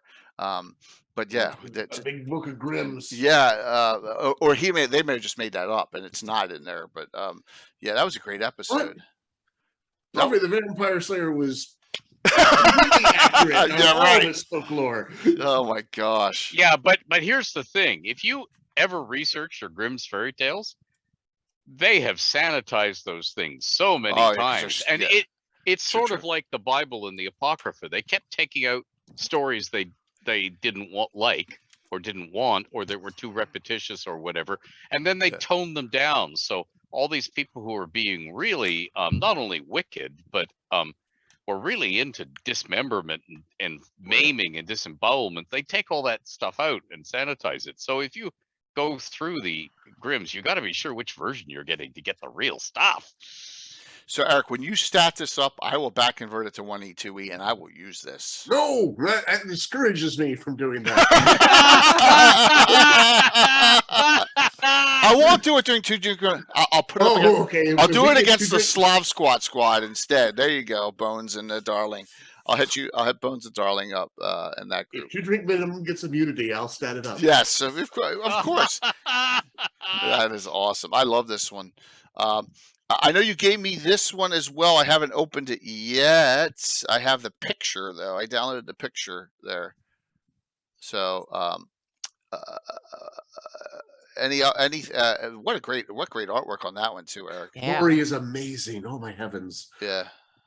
You should all go out and commission her. Yeah, this is more of a Ravenloft type of werewolf. Yep. This is when we did a side quest. We were doing Curse of Strahd against the big bad wolf. Oh, okay. We ramped up the werewolf and gave it powers that had definitely a roar that would like throw people around, push them around.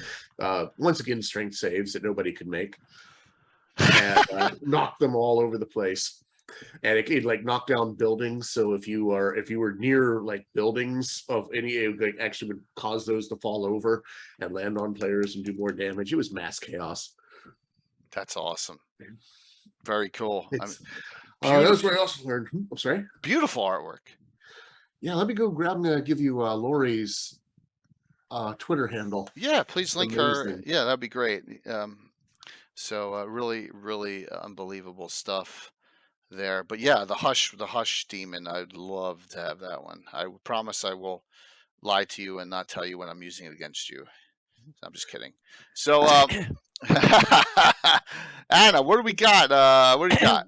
We talked about dragons before, so I've created 2 dragons for my campaign, and let's start with the powerful one of the 2, the big one, so to speak. And I've heard in the 2nd edition AD&D there was a abyssal dragon. I think it made it maybe into 3rd edition as well. And I thought, okay, what do we have on the good side, meaning the upper planes? And we have the platinum dragon that Bahamut himself is part of the platinum dragon, but that is all about power and real like size and power, and I wanted a nimble companion to it that I call the Celestial Dragon, that emphasize on other things, emphasize on flying ability and aerial stealth. Those and breath weapon. Those are the it's a dragon that fights very differently from normal dragons, so to speak. It can fly really, really, really fast compared to, it can outfly almost anything else in the multiverse, so to speak. It's the fastest flyer, very maneuverable, weighs much less than other dragons. It's not as big as Beefy, but it's a very, very fast flyer, 160 normal, and can dive even faster. And in order to complement that ability, it has a knock ability. It can use its fists to knock a creature when it comes that fast, so to speak. And that takes inspiration from how the peregrine falcon hunts. The peregrine falcon takes his feet and makes fists of them and knocks the prey out of the sky. So that was one of the thing that I'm kind of taking the inspiration from. And it also has a breath weapon. It has two breath weapon, or three rather, but they're not as powerful. It has lightning, holy fire, and it has the most powerful in a way, sunburst. That it can do a breath weapon in the form of a sunburst, and it's not damage that is the key there. It's the blinding ability that is the key. That's it awesome. can blind things on the battlefield using sunburst.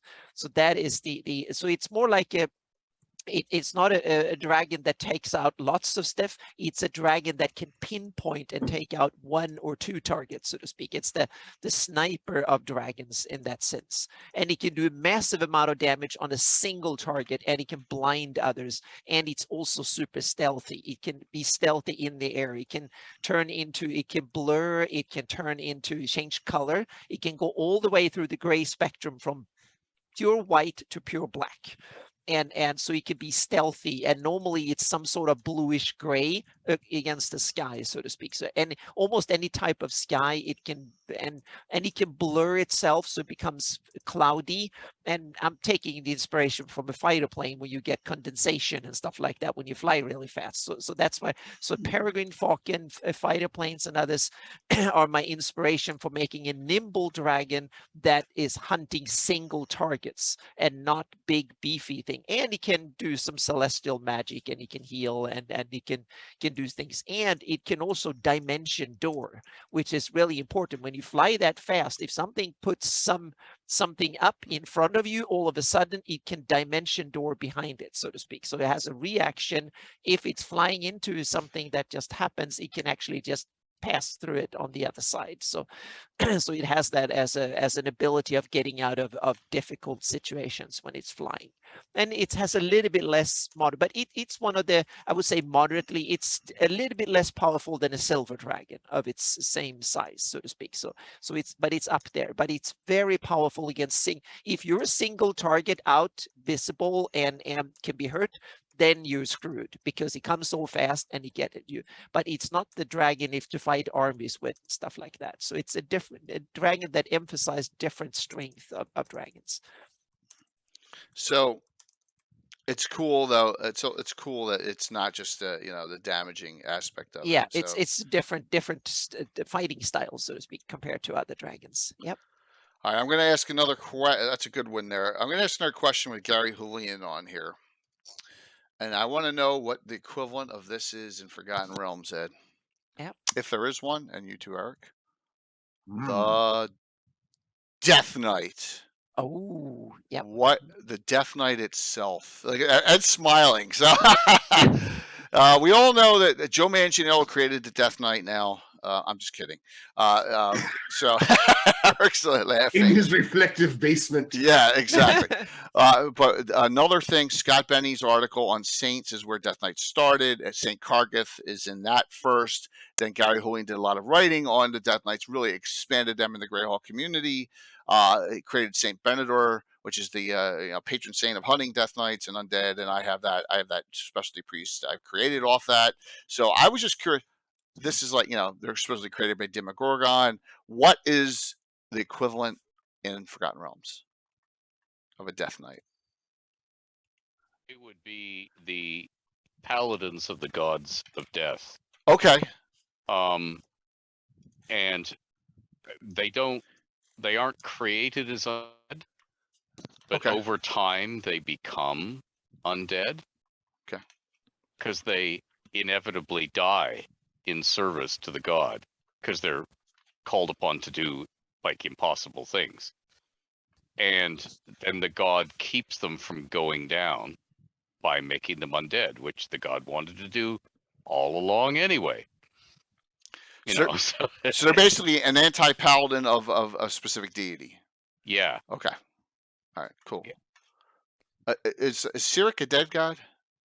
No. Oh, Cyric's not dead. I'm sorry. Cyric's a mad god. Cyric's a mad god. So Cyric may have one of these or a couple of these, or for example, or another deity of the evil realms. I was curious because I really love the idea behind the Death Knight. You know, the fallen the fallen paladin, and, reflecting spells, all sorts of things here. But okay, that's cool. Yeah, and that's something we could never put in the official realms, because again, once something was branded as another setting, like heraldry couldn't be published for the realms because that was Greyhawk. We couldn't have dragon lances or guys with magical lances on Dragonback because that was Dragonlance. And for the same reason, the Death Knight, oh no, that's iconic. That's part of the Dragonlance setting. You can't put it in the realms. We don't want to confuse the settings. Okay. So that was their internal. But now decision. it doesn't. But now in 5th edition, it doesn't matter. Doesn't matter. Yeah. All right. Eric, any use of Death Knights in your moon chase? Oh yeah.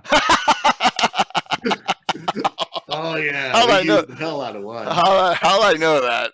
That's awesome. They're amazing creatures. They unfortunately got the nerf bat in 5th edition. Oh, don't say that. Oh yeah. What didn't get nerfed in 5th edition? No, goblins. Goblins. No bogs. Oh my gosh. But we actually had a really good one. It's, if you remember the Doug Niles series from Moonshays, our villains, spoilers now for the Rising Shadows campaign. Please join us in about 2 minutes if you don't have these spoilers. Our main villain is an undead Deirdre Kendrick, who was slain at the end of the Druid Queen by her own sister. And our entire storyline is about her coming back from the dead, and she calls herself the Slain because she's super angry about being killed by her own sister. How dare you? I just had my hair done. She worked in cahoots with a paladin of Helm by the name of Perel Hayath, who, because she was so entwined with him, whenever she came back, she dragged his spirit through the Shadowfell as well, and he came back as a Death Knight. So as opposed to instead of doing it through a god, he was done it through his allegiance to Deirdre and his dedication to the Slain. I sent you over a cute picture of him. We made him chubby. But he was kind of paunchy in the novels too, and we kept that paunch. But we also found out that for a CR-17 creature, he just don't stand up. Let me see if I can get that up here quickly. I do have it open. That one is by, I believe it's Aviv Or. I'd have to go back in the archives to see who got commissioned for what. So he is running. He's kind of acting as the Slain steward and running the castle, or I guess Castilian might be the best term. Okay. And is running the castle for her while she's off doing magical things. He is missing a nose. Yeah, he is undead. But he's got his beard gut still. Don't worry about that. It's the ghost of old beer. That's awesome. And he was described as having this big bushy beard in the novels, so we had that come through as well. But Death Knights have such a fearsome reputation because they were just boss in earlier editions. And unfortunately, they don't have enough hit points. Their armor class isn't high enough to withstand this challenge rating of 17 that they're given. So what do you do when you're running adventures like that? You cheat with lots and lots of environmental effects. So when you run into him, he's like being powered by the Shadowfell, and there's like 4 different conduits funneling necrotic energy into him, and he takes 0 damage until you take care of all 4 of those conduits. And obviously those have hit points as well. So instead of having 180 hit points, he now has effectively 1,000. And that actually started making it a challenge for tier 3 parties. There you go. So you And- threw it in there, which is awesome. Hey, Loonturn, and everyone else coming in here. Baron, thank you for the follow. Really appreciate it. And hello and welcome. So remember, we got 2 giveaways tonight at least. Thank you, Eric. That's a great story. I love it, man. I love that. You're doing some things that you're like, you know what? Screw it. I'm going to do it. Yeah, we're That this is the wonderful thing why they told me you're non-canon, and I was like, woohoo! I can go crazy now. Yes, be careful what you ask for. Yes, Yeah. that's good. That's really good. So Ed, what do you want to share with us next? Oh, Got something iconic that you think would be good in Greyhawk that you know is not, maybe? well, okay. Or on a fringe? Yeah. Let me start with saying I think what would be really useful in any setting That's good. is to work out the life goals for your intelligent monsters, your sentient monsters. Cool. Both what they want in this encounter that you're about to hit them with now, and what they want long term.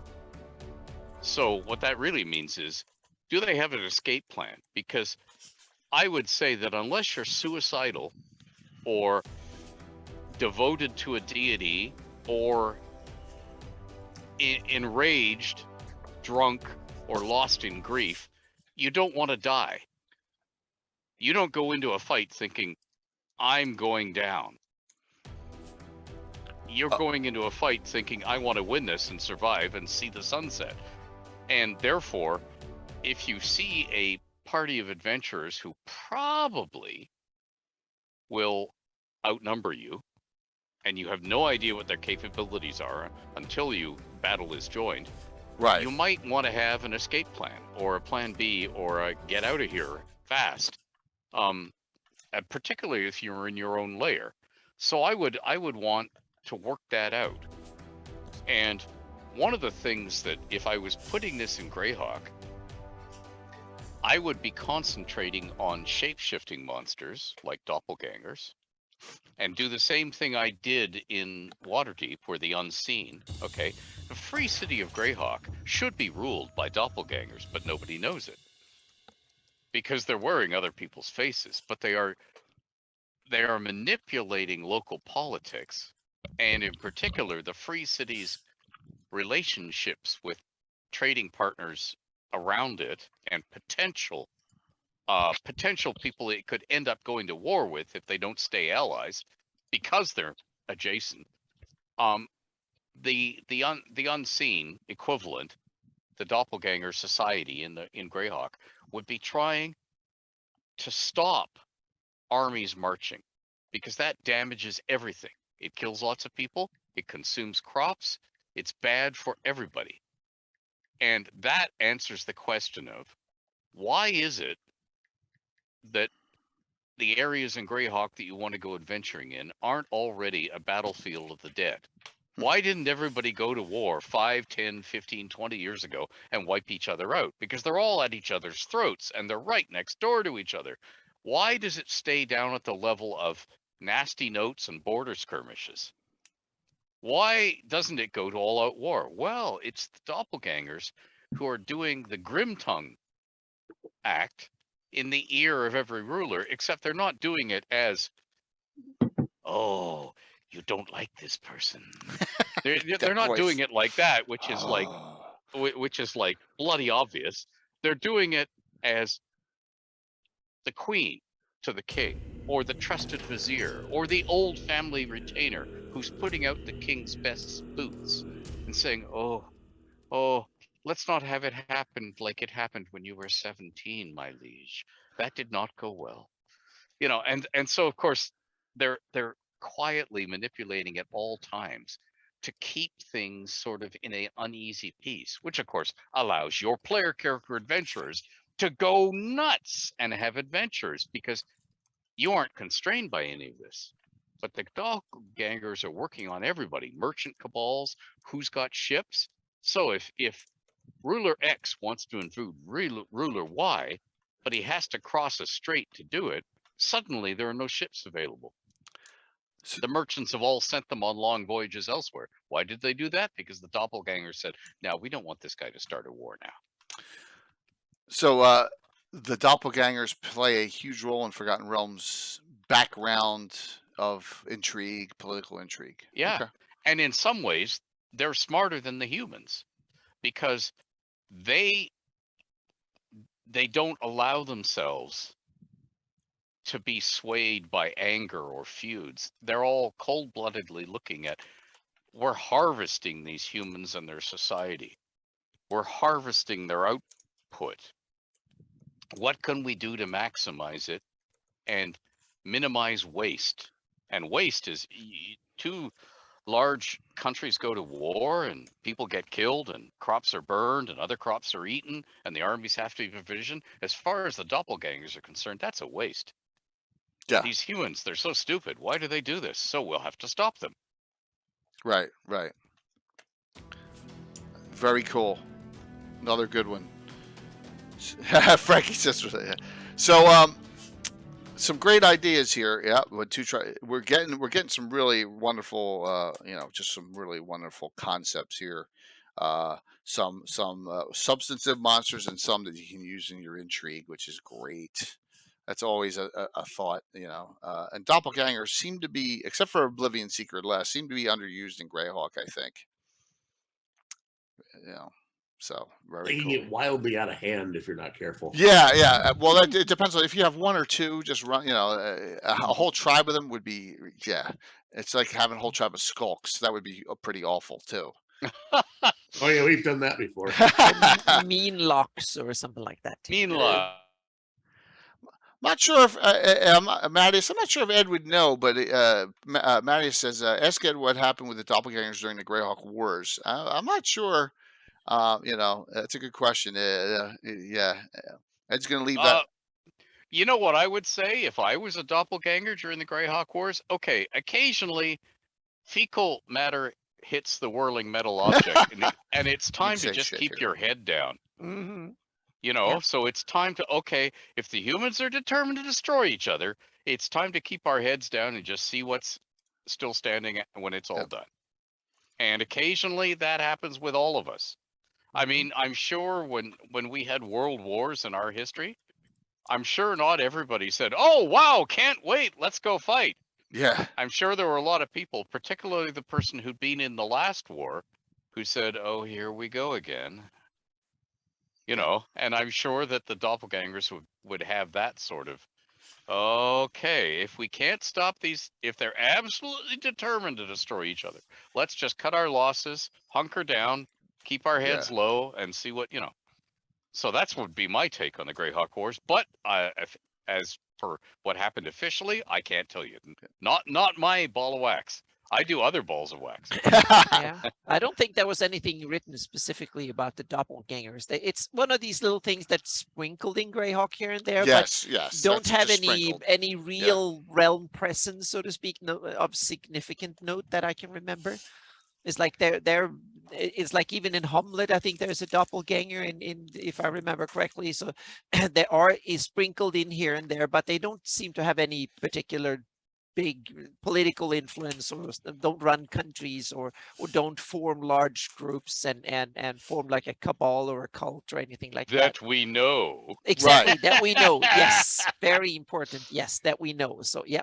But the great thing is, Gary said, make Greyhawk your own. You can always develop something exactly. like that. What about Scarlet Brotherhood or something? That's how they got influenced. They or something. You never know. Yeah. I think the skulks are Greyhawk as well. Skulks are, absolutely. I have a lot of skulks in the Sus. Okay. Yeah, I do. I have skulks roaming around the fringes of society, and they're just, they're some of the worst. Because they're humans. They're actually humans. we reappropriated them for Menge, so we had a different backstory for them. What was it? They were corrupted fae that were Okay. inverted and shifted from the fae. Their tie to the Fey Wild was broken and it was moved over to the Shadowfell, so they became hollow versions of themselves and Okay. manifested as skulks. But they were corrupted fae. Cool. Curtis, you can And- find that.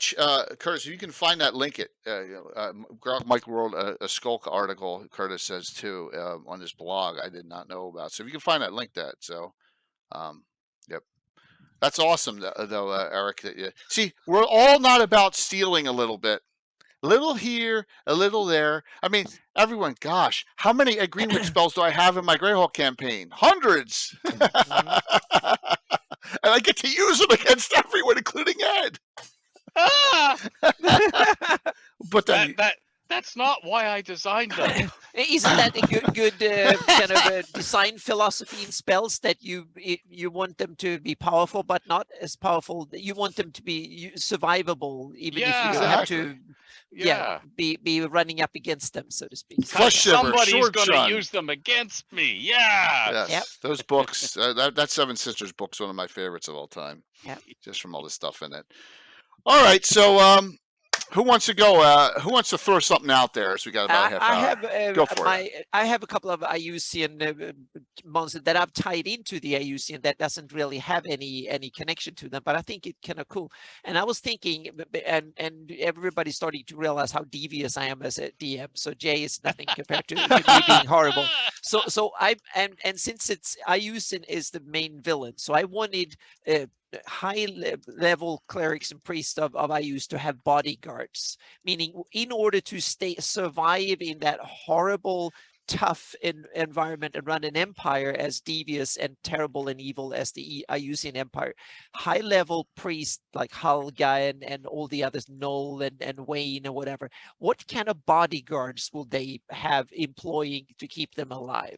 They needs to be trustworthy and very, very powerful. And I was kind of looking around for the cool monsters or something in event, and I came up on two really good candidates for that. One, I looked in the tome of Mordecai, the Tome of Foes. There is a monster called the Bone Claw. It's originally it's a 5e monster that originally is like a failed or only halfway done lich. So I was like thinking that, okay, Iusians, they kind of create these things, so to speak, and it's a challenge 12 CR 12 undead. That is basically one that can stand next to you and just kill something from really close up, so to speak. Put your claws in it and tear something to shreds. And he's also good at hiding. It's one standing a few feet away and make sure that whatever comes too close to the priest and the protege is dead, so to speak. And you need to be really powerful to control it. But once the Iusian version, if you're really powerful Ius priest, you can control it. Otherwise, he will just kill whatever comes close. So that's one candidate for good bodyguards for Iusian clerics. The other one is the monster that I think came from the 3rd edition originally. It's the Abyssal Ghoul. And it's a challenge rating 10 undead ghoul, and it's nasty, and it has a nasty tongue and stuff, and it can also hide really well, and it can strangle and basically devour anything, like single targets very, very effectively from fairly close range. And in her tongues. Yeah. Abyssal Ghoul. So those two were and I have other nasties that Iusians have in their back pocket, but these are monsters that I think are really good, well suited for high level Iusian clerics to have as their backup, so to speak, their close bodyguard protection details, so to speak. It's part of it. So yeah. And if you have the combination of the two, you get a lot of cool benefits, so to speak. They kind of play off each other. So because the Bone Claw can be up close, very visible, take the heat. The Abyssal Ghouls are much more hiding in the shadows, staying a little bit away, and can whatever comes and attacks the Bone Claw, they can jump on things as second guards. So they together they can form a really nasty surprise for anyone who wants to go after Iusian clerics of levels, so to speak. So that was part of what I found. I always try to look for monsters that have fill the niche, so to speak. And I use the clerics heavy use for that, because if you're high up in the service of I use, you have lots of enemies and you need whatever help you can to stay alive. Yeah. I'm gonna one up you here, Anna. Yep. So there comes times in D&D where someone goes above and beyond, just above and beyond.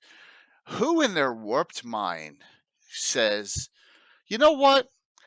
Let's breed an orc with a baboon because we can. The Lossel. Yeah. The ultimate. Who comes up with this stuff? Shock Troop, right? And the Lossel is from the ashes, and the Lossel is just. It's in the Gord books too. Yeah, it's one of my favorite monsters of all time. And it says, well, orcs will breed with anything. Okay. Lossels are the shock troops now for our mongrels of the putrid tongue group. All because, I'm assuming this is Carl Sargent. I'm making that assumption. I don't know. But yeah, the Lossels are in the, they're in the Vespi Forest. They're all over the place. But yeah, who comes up with this? This is above and beyond the Call of Duty, breeding an orc with a baboon. So crazy stuff. Yes. Yeah. Half elf, half Neogi. I never even heard of that. Is that true? Is that actually real? Holy jeez. I did not even. Yeah. Nothing is impossible in magic and genetics. Exactly. So, and any weird crossbreeds that you know of that are like really messed up in Forgotten Realms like this? Oh, there were tons of crossbreeds. That's how we. Okay. After I did the lookalike monsters for Dragon, and I did here are some classic physical forms that we don't have in the game yet, so let's add them, like the Crawling Claw. Okay. I then went through all the critters of heraldry, classical real-world heraldry. Right. And are they in the game already? And some of them, like the Wyvern, the Cockatrice, the Basilisk, the Hippocampus and stuff, were. And some of them, they wouldn't let me put in the game, like the Enfield, which has flaming poo. For some reason, they didn't want it in the game. I can't imagine why. But an awful lot of the other, like the Caligrant, which did make it in. Okay. They were like the weird. You take the antlers from this, the claws from that, the teeth from that. You shove them all together like you're a kid playing with a plasticine or a Mr. Potato Head. Right. And it's a new monster. And some of these they went for, and some of these they didn't. And some of them I thought were too silly, like the Wingless Wonder, and some of them they used. And so there are a lot of them out there. But you see, if I'm running the realms for me, I don't care whether the in-house designers and editors like something or not. If I want to throw it at my players, I'm going to, because once again, it's something that will force them to role play because it's something unusual. Now, it has to have a good game reason for existing in the first place, or I'm not even going to do it. But if I can come up with something, yeah, I'll do it. So there's lots of them. Okay. Not so much in print because right. Yeah, it's got to make sense for going into a publication. It has to fit the adventure. And sure. And as Jeff Grubb once said to me, boy, Ed, it's a good thing we're here to be the taste police for you. I can't imagine why he said that. Oh man. But yeah. Oh, that is awesome though. All right, I was just asking that on a thing that would be because that just stuck with me. It's such a wonderful cross there. All right, hey Curtis, thanks man, thank you very much. So Ed, throw us for this last round here. Throw us something else you'd like to discuss monster wise. We'll get everyone on the screen here another shot at throwing out with one biggie. What do you got? Okay, so what I got is something that was very popular in first edition and somewhat popular in second edition, and I think for ethical reasons has started to vanish from later editions. In the early editions, it was all about, hey, you're hunters as well. So does this critter have eggs or live birth? Do they have a market value? can I use its body parts or organs or ichor or gore or sputum or some bodily thing for spell ink formulae? Or can I sell it to alchemists? Or do I need it for material components and spells? So if I'm going on a lion hunt and I'm coming up against a deep dragon, what can I bring home and sell in the marketplace? And at the beginning it was dragon eggs, because they were sort of in the game. Right. But that sort of quietly and slowly vanished from the game, I think on ethical reasons. But the ethical reasons, I think, apply more when the critter is sentient. It doesn't apply so much if it's brute intelligence, because we do it in real life. We just don't like to think where that thing on the styrofoam tray in our supermarket came from. That, somebody raised a cow and then slaughtered it, and now we're eating it, So, but that's something, I'm not saying that we bring it back or indulge in it wholesale. I'm thinking that's something that every world builder, whether you're the dungeon master or you're just using somebody's published setting to be your own to adventure in, you have to decide for yourself, are we going down this road?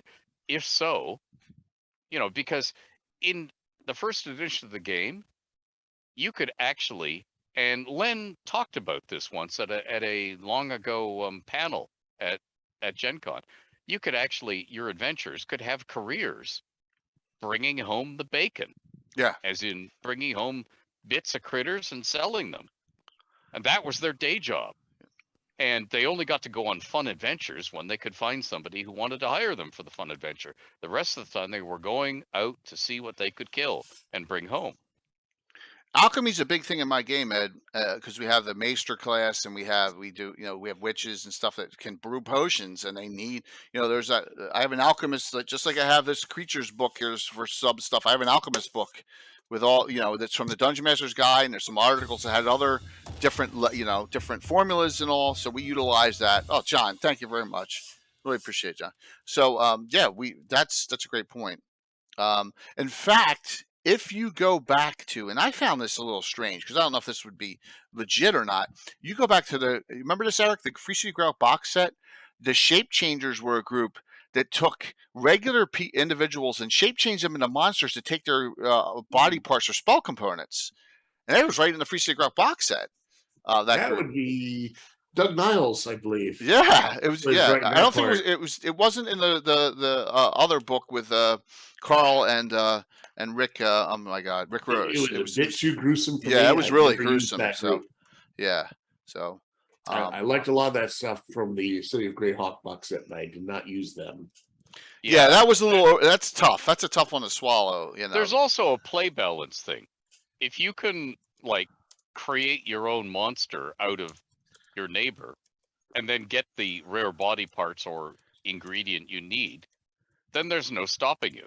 Right. In play balance, you can create anything you need. If you need a Medusa's head to turn everybody in that court to stone, okay, I'll just grow me a Medusa, shape changing. Yeah, that's tough. I didn't buy. I think that they wouldn't have the same abilities, effects as it, but shape change is a different spell than polymorph too. Yeah. Shape change is 9th level, and that changes actually. Polymorph's a lower level spell, and so I think there's a level. I think the shape change 9th level would work, but not the polymorph spell. But then again, that's semantics. But it's a great point, Ed, that there's a lot, like Troll Blood is a big one for extra healing potions. I mean, a lot of the humanoid blood monsters, like giants and all, they capture a lot of the components. I don't let them take every little bit. I let them take like one ration part from a creature, when it's defeated for a spell for an alchemist, for those formulas. So yeah, that's the old. How do you bring it home? Right. And then in a D&D game, yeah. Yeah. How do I carry this home? Yeah. Well, you could drink it right now. Because they've just killed the monsters. Say they've just killed the Gorgon, and it's lying there bleeding all over the rock. Oh, I want Gorgon blood for this mortar. Okay, how are you going to carry it home? You want to lap it up? Yeah. No. Suddenly I don't want to. Yeah. But I mean, yeah. One always has to. And this is this great thing about a role-playing game. It makes us face these things. We have to make some ethical decisions as to what we want to do in our game. Yep. You know, it's an interesting thing to, but you know, depending on which way you come down in your ethical decision making, it could be an integral part of the game. Yep. Yeah. And especially if you are a city adventuring group where money is very important and earning a living somehow is very important, and that could be a real huge aspect of it. I think that was one of the reasons why in the Free City Grow box that Niles put that in there. Like, oh my God, there's such a need for the College of Magic. There's such a need for these components, you know. So I think that's where kind of the thought process was on that. So that's a great point on that. But they were out and out evil in the book. Oh yeah, absolutely. There was a very evil. They were not portrayed as, hey, look at this great new revenue source. They were like villains. I think someone in the chat mentioned that they were adventurers are going to take care of that, and the answer is yeah. Yep. Very cool. So Eric, what would you like to bring up here? Oh, is this our last go round? Well, it might be. We'll see. All right. Well, one thing I would like to mention is how many interesting monsters showed up in Greyhawk and then have spread through all the D&D still to this day. And I made a short list for you guys on the Discord when we were discussing this, and I was impressed at how many actually were there. I'm going to snip this. Oh shit! If I snip this, I may crash the stream. I can't snip it. All right, go ahead. Go. Would you like me to snip it? I'll snip it. Yeah, but if you snip it and then put it in Discord as a JPEG, then I could do it. Yeah. If I snip live while I'm streaming, I'm afraid, you know, yeah, that would be great. If you snip live, we'll hear the stream. That was just some of them. Like I noticed, like the good old fashioned Grell. Now I was using this as the determinant of whether or not they were Greyhawk. If the original, if TSR put the little logo Greyhawk Adventures up there. Yeah, there was a supplement, monstrous supplement Greyhawk. I think, don't quote me on this, but maybe that was Lurg in reverse. Did Ed create the Grell? Nope. No, he didn't. The Grell are not mine. No. Okay. I would have loved to. Yeah. They're cute, but no, they're not. Well, I mean, maybe I'm saying Leonard Lakofka may have done the Grell too. I'm not sure on that. I know. Yeah, but here's the list. Here's a list of a lot of them. But I know that Carl Sargent used the heck out of them in The Night Below. There's a whole Grell nest with Grell counselors, Grell patriarchs, and Grell philosophers, and all the Grung. All the frog folk seem to be coming from Greyhawk originally. Yeah. My favorite, the Hook Horrors. Oh. Yeah. And Ari Salvatore uses them. Yeah. In the Drizzt books. Yeah. Yeah, but they were originally Gary's. Yeah. Yep. Scarecrows. Oh man, I've had so much fun with scarecrows over the years. Yep.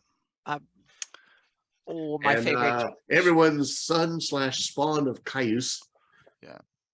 Sons of Caius are nasty. The Spriggan. I don't know. Does Spriggan's moved into the edition yet? Yeah. Is Shadow Dragon in there, that list? Mm-hmm. Oh, awesome. That's Shadow Dragon's my favorite. And, Sword Wraith's my favorite. We used Sword Wraith so much when I was in Living Greyhawk, when we were doing Jeff, because we were right above the Stark Mounds and the places Sword Wraith picture for Graphic Adventures. Yeah. And Sword Wraiths are like ghosts that you can fight. Yes. Yeah, they're restless spirits. Because a regular ghost you really can't fight that easily, but a sword wraith you can. They're hard, but you can actually cross swords with them, and it's great having spectral undead, and this vampiric mist, which that has to be out of some swamp. Is that from the swamps, the Mist Marsh up by Greyhawk? Which one? Vampiric mists. It seems to be very. Might be in the vast swamp down by where the Tomb of Horrors and stuff. That might. I'm not sure. Yeah. That one I'm not sure on, Eric. I'm not 100% sure on. I know Yethhound is too. Mm-hmm. Yeah, we've used Yethhounds lots. Yeah. Mm-hmm. They are fantastic. They are great for freaking out low-level low-level characters. Yes, they are. You, and then it comes back the next day and hunts you some more, so you can really get your Hound of the Baskervilles going. Love a Yeth Hound. It's a great list. Here's one you might have missed. Might have missed. Apparently, I started with G. Drowned ones. Oh, yeah. Drowned ones. They're awesome. Drowned ones are in Greyhawk Adventures, and they are they are created. They are self-willed undead. They cannot be turned. They are creatures of no role, and they they plague they plague a lot of the shipping lanes and coastal ports and stuff. Yep. I'm so disappointed. I thought you said drow blondes. That would be awesome too. We can make that up. Yeah, drowned ones are really cool. And in fact, there's an adventure where I think James Jacobs takes, I apologize if it wasn't James, but I'm almost positive it was, and he gives them classes. Gives ones assassins and spellcasters. And I just did an adventure, my adventure, The Point, Anna, that little island I did, there was a whole group of drowned ones of different classes in it that I added on to that. So yeah. Cool. Mist Wolves is another one there. Yep, Mist Wolves, Blood Wild. That's another one. Mist Wolves, definitely. So many great models. And you can probably argue, although this might be starting fights here. No, there's not going to be any fighting here. No fighting. Drow started in Greyhawk. Oh, absolutely. But we had a whole episode, Eric. Remember that with Ed and us on Drow and the differences between the two campaigns, which is cool. So, but yeah, that's a great list. A great list. I didn't know Drow started in Greyhawk and couldn't afford the rent, so they came over to the Realms where Yes. and the greatest Drow hero of all times from Forgotten Realms too. So and then they went over to Eberron, but they couldn't afford the spiders, so they got scorpions on discount. Yeah. So a quick question before Anna gets to hers here from George Crashes. What can it tell us about the Sind, Narnian Mist Marshwiggles that he wrote up for one of the Dragon Magazine creature catalogs? Yes. I've never heard of them. Yeah, they were I had the Sind in the Realms originally as a little kid, and then when I read the Narnia series by C.S. Lewis, I thought, geez, these sound awful lot like Marshwiggles. Okay. So why don't I do a Realms version of Marshwiggles? But of course, you can't officially do a Realms version of Marshwiggles, so they weren't officially an adaptation of Marshwiggles. They were the Sind, and I made them close enough that they could be or they couldn't be, depending on how you needed to play it. Which was probably a handy thing for TSR's lawyers at the time. But and that was part of my. You see, the original Realms were the multiverse. You could get to all of these fictional fantasy realms if you knew the gate to get to them. So I was putting stuff in from all of my favorite fantasy and science fiction novels of my youth, and pulp short stories from the Golden Age. I was putting everything in. And what I was doing was editing out the stuff that was definitely not allowable to use when I was sending it off to TSR to be an official setting. But yeah, that's what they are. They're a sort of adaptation of Marshwiggles from Narnia. But they were in the game in the Realms beforehand, and I just sort of twisted them to be close enough but far enough to have plausible deniability. Okay. George says like Nawan ghouls. Yeah. Well, they were just straight in because that was at that point was in the game, because they were official as that version of deities and demigods. They were officially in the game then. And I'd met Fritz. He'd given his permission. He wasn't making any bones about it, them being in there or not. He was totally okay with that. So very, very cool. Thanks for that question, George. Anna, what do you got here? For last, monsters tend to be predators almost exclusively everywhere. And I realized these predators, they need to eat something more than adventurers might not be sufficient enough to fill their diet, so to speak. So I needed I wanted to create the beefier versions of regular animals that we find in the real world, so to speak, because when you have really nasty stuff that are up in the challenge rating that goes out hunting in the wild, almost every deer, moose, whatever we can imagine in the normal world will go extinct fairly quickly when you have remorases and dragons and God knows what hunting them. Then maybe the caterpillar is a good example of a prey animal that might survive, so to speak, with you need a death gaze or something. So I wanted to beef up the regular kind of prey animal, and so I'm thinking Greyhawk, and I looked at something that been done. Someone did 5e stat blocks for the auroch. That is the original Eurasian ancestor of the modern day cows. And so it's like an offshoot of the bison. So and the bison is the North American, and in Europe that is the Vicent. That's the European bison. But back in the day, it was something they called the aurochs that was killed off roughly, probably just after by Stone Age men in 15,000 years ago, or maybe here and there. There are rumors that some of them were, and they're living closer to mine. It was a big one, bigger than a bison, huge, like Texas Longhorn horns, big beefy Texas Longhorn, way bigger than today's and beefier than today's bisons and stuff.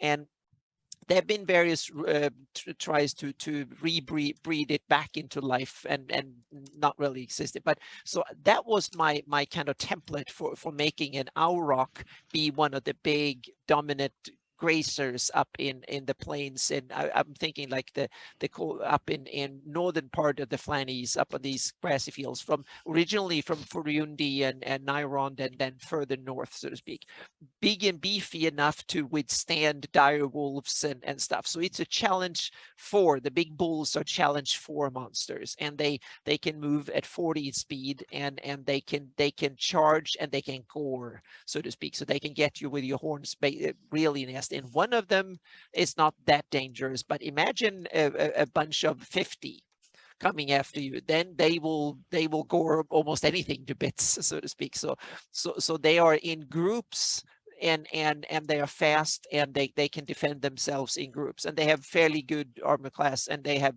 a healthy 52 hit points, and they can move at 40, and they can do a fair bit of damage. They do like 4d8 plus 4 damage in gore when they can charge and gore at you, so to speak. And they work in big herds, and therefore, and it's not much difference. So I would say that both bulls and cows would have the same stats, because they both have horns, and they're ready to defend their offspring. So that's one way of doing it. But then what if you look further into the fauna of Earth and see what other kind of cool things could you get for fantasy? And one of them that I really think it's worthy to think about putting back in your campaign is the mudhorn. The mudhorn was a version of the woolly rhino that had a huge horn and really beefy horn on the nose, and who lived in modern day Siberia between the ice ages and probably a fair bit afterwards, and then was probably both environmentally extinct, so to speak, because of the warming climate, and probably hunting by Stone Age people too.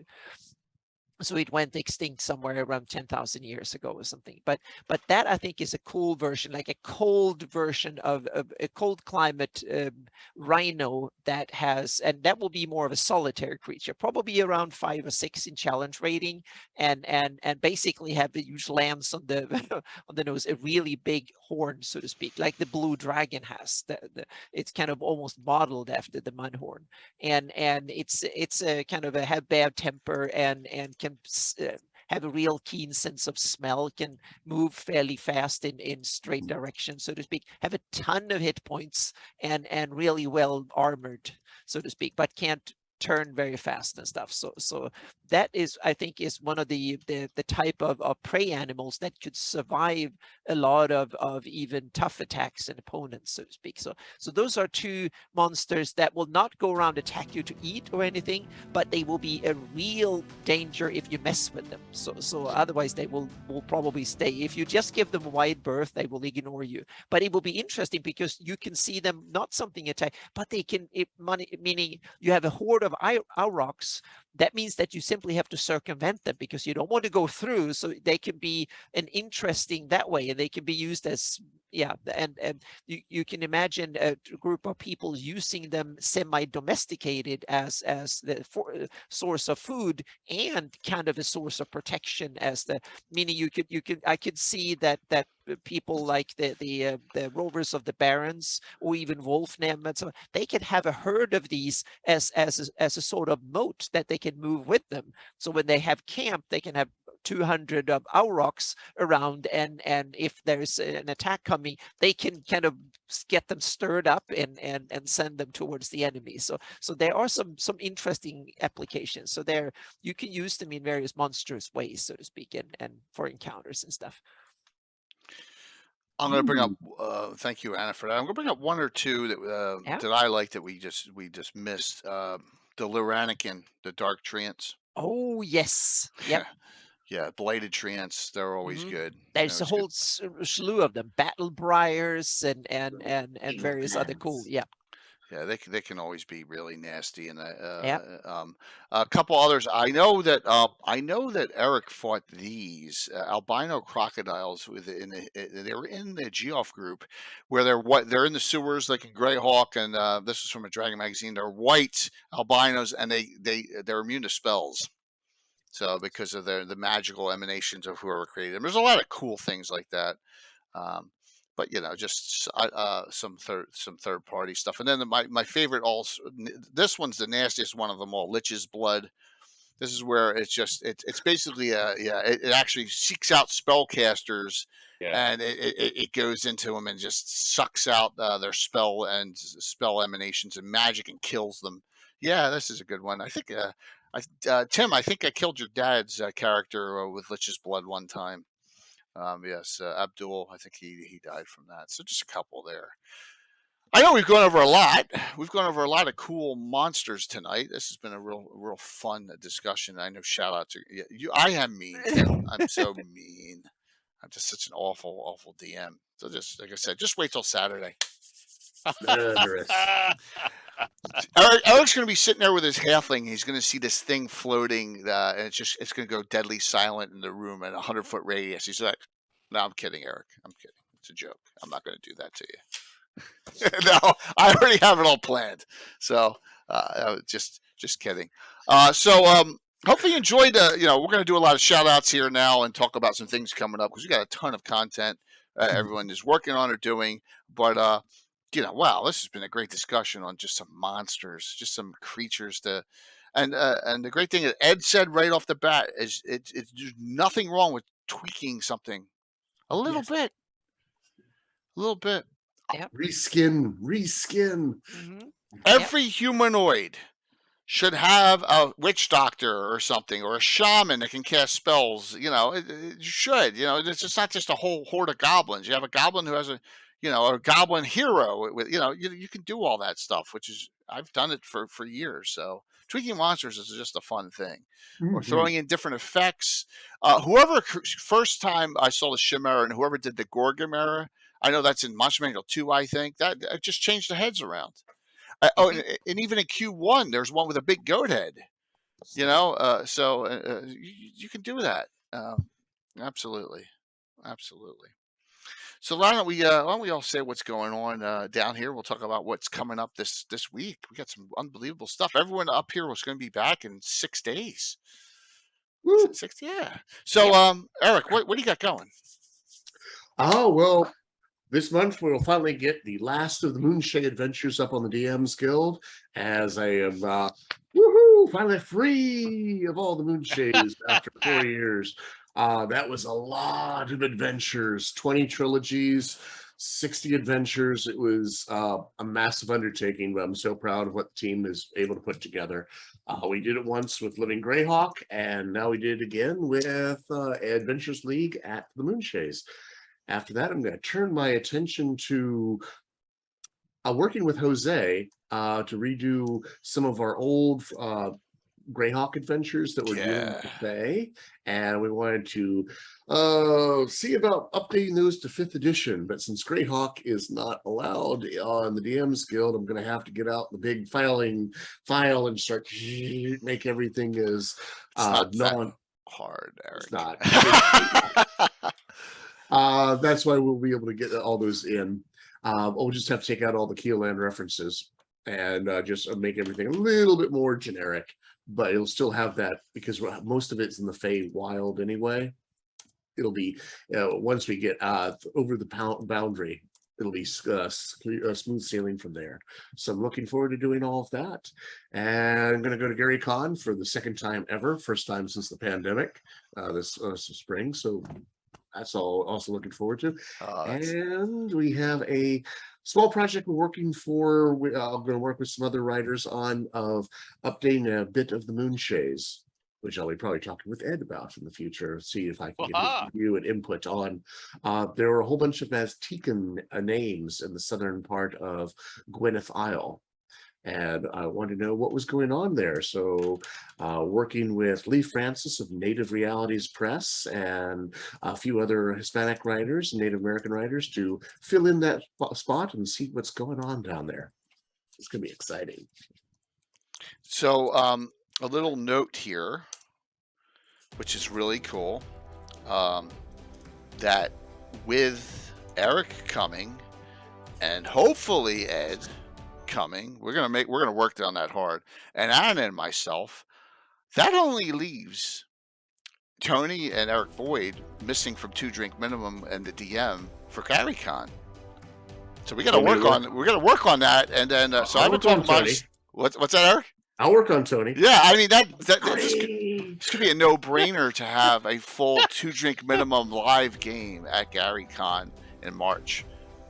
I mean, it should, because, let's face it, we're like the most popular stream there is when you guys are all on together. Naturally, Yes, yes, of course. Critical Role's here.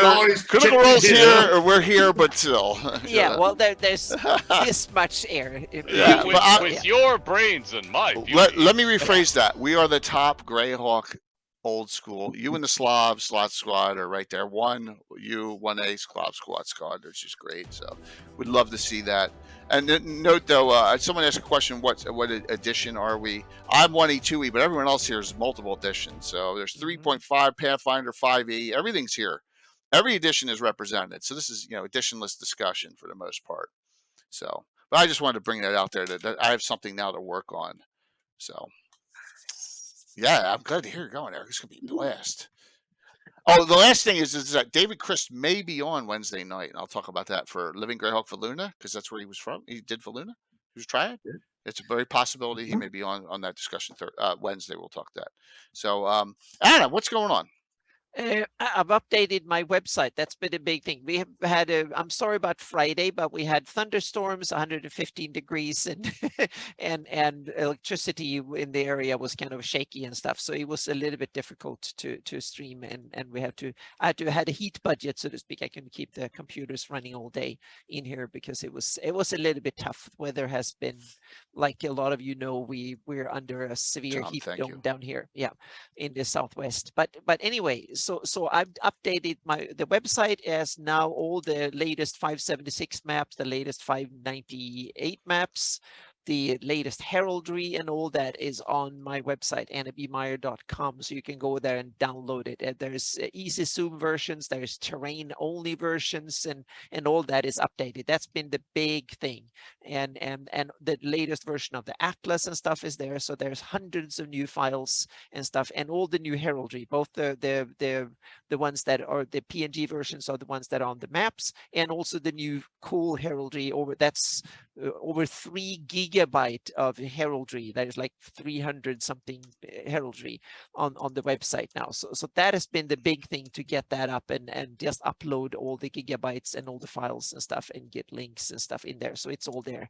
And there's now easy zoom versions, and there's also reduced size versions of the JPEGs, because some computers can't handle bigger than 30,000 pixels, because that's kind of the official limit on JPEG. A lot of Windows machines, they ignore it, and Linux too, but a lot of Macs, some Windows machines, some programs, software doesn't, they acknowledge the 30,000 pixels. So then you get an error if you want to open it. So I made JPEG versions that are reduced in size, so you can open them there, or you can use the easy zoom versions too, because they work really well. Heraldry's awesome.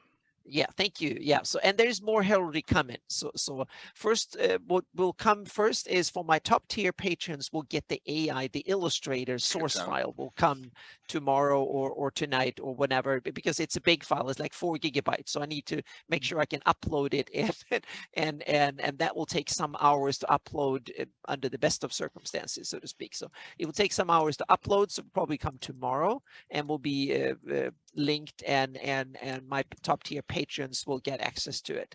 So, and then I will sneak it into the website later. So that is coming for the top tier patrons. Then there is more heraldry coming.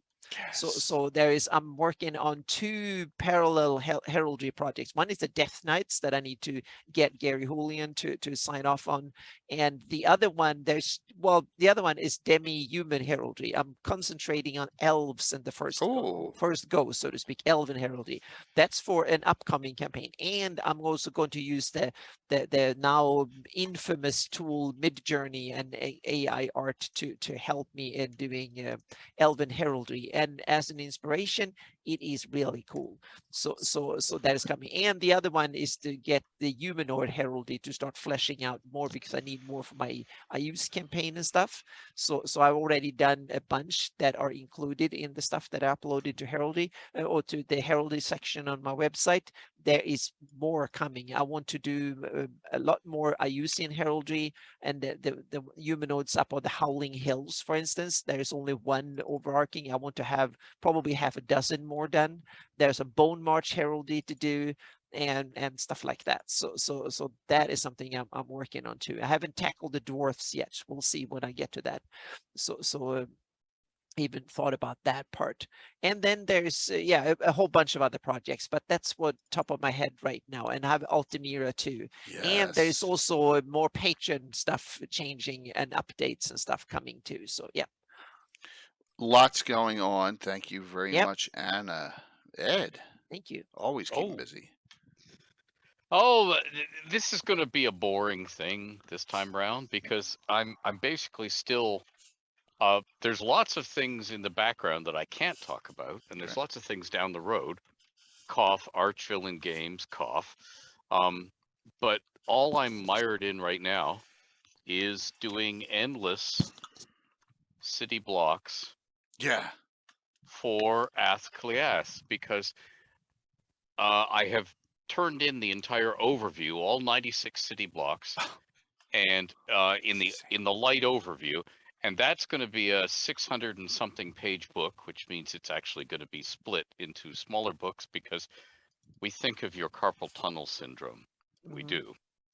So, and we think of you breaking your foot at the gaming table when you drop a book on it. So we will be splitting it up into smaller books. But we are doing what we call the deep dive, which means the seaward sort of, well, not quite, about a third of the city around the palace, and where the Poddle joins the Liffey, and the black pool for which Dublin is named actually is. I will be doing a deep dive on those blocks, and that means every building has a character in it. Oh my gosh. A dirty secret, a proclivity, and a characteristic. Everything is described. So you no longer have to have a city where there's rows and rows of buildings in the city and you just sort of gloss over them. Or even worse, there's rows and rows of buildings in a city and there are only key numbers on 1 or 2 of them, so that the players know those are the only ones that the Dungeon Master has detailed, so we'll just go there. everything is detailed, which means whether you play Fate of the Norns, or whether you play D&D, or whether you play Pathfinder, or whether you play Savage Worlds, or whether you play something else, you can plunder this for 20, 30 years, because we're not going to stop working on it.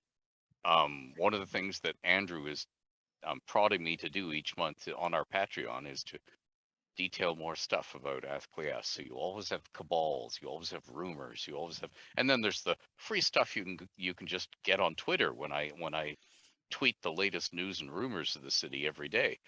So I mean, we're going to keep this city alive. It's going to be the living city. Oh wait, somebody's used that. It'll be something like that.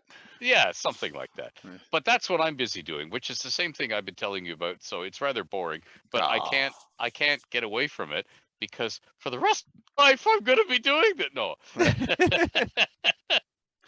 So, Ed, what a pleasure. Thank you for putting this together short notice. Yep. Really awesome. Let me go over some things real quick. All right, Virtual GrowCon is a month away, less than a month. And there's still a lot of events that could use some signups. All right, and here is the event schedule. There's still, I'm going to highlight some here. See, Chantel's Games got 4 open spots to King's Castle. Casey's BK tourneys still have plenty of seats. Let's see here. What else we got here? There's White Plume Mountain, Troller game, White Plume Mountain. I think that's Rob Phantom has 2 open seats. That's live streamed, that game. Another BK tourney. I'm just trying to get down and check some. Both of Indicarus's Zeef games only have 1 sign up each. That's criminal, everyone. We got to get more. They're such great games. There's another one, another Rob live stream game. I think it's Sunday morning, 3 seats here. Amy, I think this is your second game, Trial of the Apple. I know your other one is sold out, and this one has none. So that's Amy Crittenden's second game. So this is way better than last year. I mean, I appreciate it. Thank you so very much, community. Great amount of enthusiasms for it, but there are some key events that could use some love here. Probably about 6 to 8 of them. So if you feel like getting in the game, sign up. If there's a reason you can't get on to tabletop events because you don't have a credit card or whatever, reach out to me. We'll figure something out. I mean, it's a $5 nominal fee just to cover the general costs. But look, we'd love you to all participate. There's plenty of. I'm going to put out the highlighted stream schedule tomorrow. I wanted to get through this week because then I got 2-3 days off before the next week starts up, and I'm going to put out the highlight stream event schedule tomorrow. There's the sign up to go. Oh, also here. We got the Ode to Leonard Lakofka, Rediscover Secrets and Legends T-shirts in, showing a little, redone image of Bone Hill on there, and also I got the new blue LG shirts are on there. That light blue color too is available. So just it is such a breath of fresh air. I love his enthusiasm, love for the game. That's good to hear. Scottish, absolutely. All right. So what else is going on during the week here? Next week, 4 streams. Oh, one last thing. Tomorrow night, 9 p.m. Eastern, 8 p.m. Central. Josh Pop this is Len Lakofka's last ever published adventure he did. It never made it to publishing. He did it at a con. He had someone run it at a con. They put it together. They cleaned it up. It's being play tested tomorrow night. You need to get with Zarathon. All right, Zarathon and on here, or Zarathon in Discord. If you're interested in play testing it, I think there's 6 seats open for it still. That's tomorrow night. I think it's only a 2.5 hour play test. 9 p.m. Eastern tomorrow night. Reach out to Zarathon, Josh Pop, to get into this Ravages of the Mind play test tomorrow night. Okay. Here's the schedule for this week. So Wednesday night, Casey Brown got together, Living Greyhawk Valuna triads. We've never had them. So hopefully David will join this. But I know the other. What's that, Eric? I said hopefully. Yeah, that'd be great. He's slammed last time I talked to him. Yeah. Well, if he can't make it, it's okay. But I know we have a couple of the other triads, so that'll be on Wednesday. Anna, myself, and Casey. And then whatever triads join us for Living Greyhawk Valuna. First time we've ever had them on. Then Thursday night, I continue with my Narwhal Headhunters group, and that is Battle at the Bridge. That's pretty obvious, but we'll see. It's just like, I'm tired of titles. I just have trouble making up titles I'm like, whatever. You get the idea. Very straightforward. Then Saturday night special, everyone. Everyone here returns. The New God is the name of the adventure. Uh-oh. Oh. A little backstory. This one's going to be fun. Fun for me.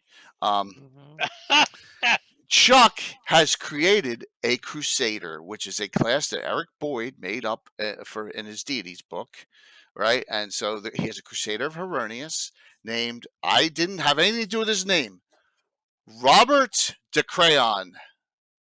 Okay? I didn't have anything to do with making up the name. And he's going to approach the group at the Salty Dog and say, a friend of his outside in one of the estate sections, and one of those, grounds that we have out, in those places where there are lakes outside, has gone dark and quiet, and will 2-drink minimum assist him in checking his estate lands out. That sounds easy enough. Oh, I have a bad feeling about this. Jay is chortling uncontrollably. We need to raise her to like 4-drink minimum. Yeah, exactly. We need to raise this inflation. It goes into our games too. Bill the Master Crafter has been hard at work at this, so I have some fun new minis coming for this one. So. Oh no! I mean, great. Yes. So the New God, and that will be Saturday night, September 10th at 6 p.m. All right. So and then what got pushed that was going to be tonight, but got pushed a week out. We finish up our Wall of Fame deep dive with Tomoa-Con, Ghost Tower of Inverness, and the Saltmarsh series that are all on my Wall of Fame, and then myself and Tim and whoever else will jump in on that. It'll be next Sunday. I mean, like I said, I'll push that back for Ed any time, right? For that to have that discussion. So, Shattered Saint, thank you so very much, and.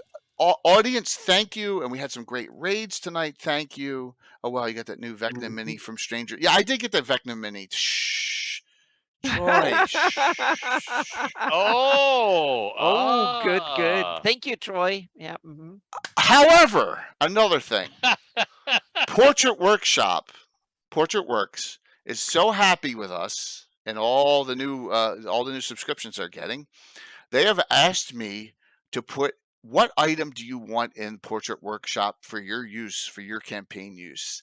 Oh. And it is a legendary item that I'm having added in that will go into that'll link up with the Free City of Altamira box set. So only we will have access to it, which is great. I can't wait. And it is as legendary as it gets. Yes. So what? No.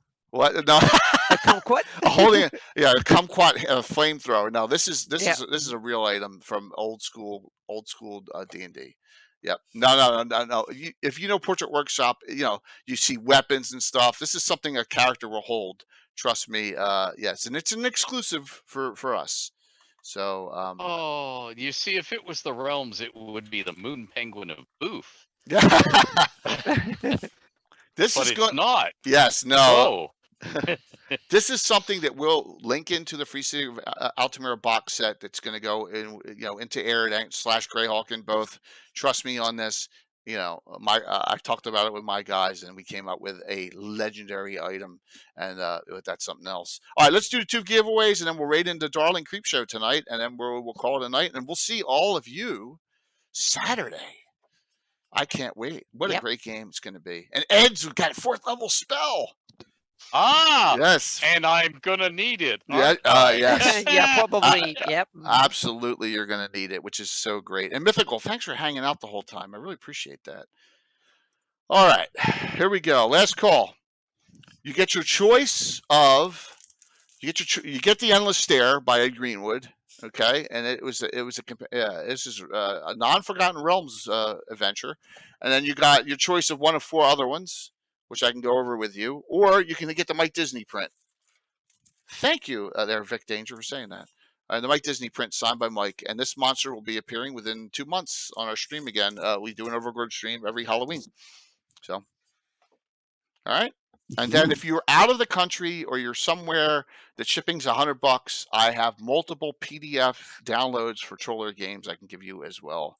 I have them on like hold just in case we get some of them, get some individuals that are in Australia or New Zealand or Detroit. Just kidding. I knew I would laugh at that. Ed, you're not far from Detroit, right?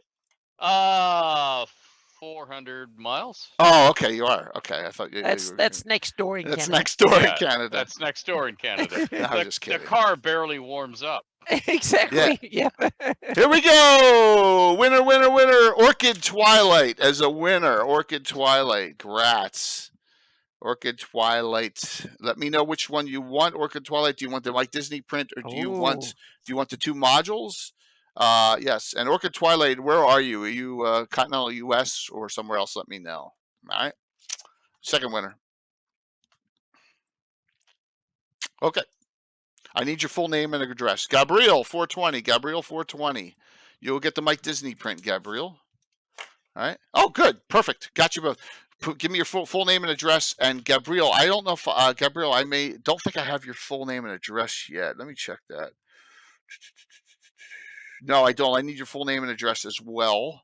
And please, everyone, sit tight. We're going to raid into Darling Creepshow tonight, and then you can always hop in the Little Bones' stream, and you can follow both of them. All right, we're going to raid into Darling, and she's part of the Greyhawk stream team, and is a great DM in her own right, and does some wonderful things, and is part of the Slav Squad. So Ed, Eric, Anna, thanks. What a wonderful show tonight.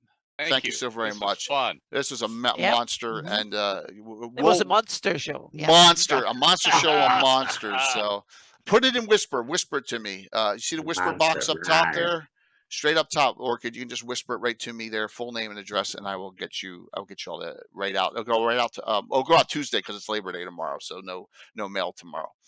All right, let me. Am I gonna hit a right button here? I'm gonna hit a wrong button. I always do. There were no wrong buttons tonight. No, you didn't do any. I even tried it with asking to clip something. Don't say that. You didn't even play the mongrel video. No, I didn't even play a mongrel video tonight. Normally you start that twice in every show. Yeah. All right, set the rate up. Thank you, guys. Yeah. No, thank you all for the kind words, all the gift subs, all the cheers.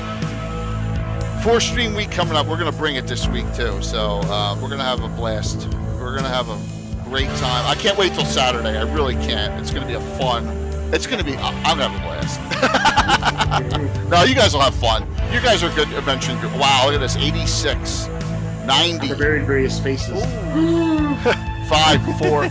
Tony's going to be laughing her ass off. I guarantee it. 3, 2, 1. We'll see you all Wednesday night for Legends of War. Have a good one. Hey. Take care. All right, let me make sure that went. Stay cool.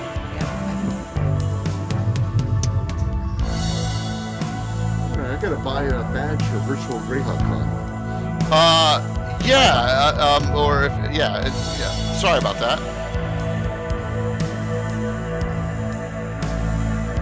Oh, Darling Creepshow, not Darlene. Yeah, Darling Creepshow. Yeah, she's part of the Slav Squad, the other big group. So I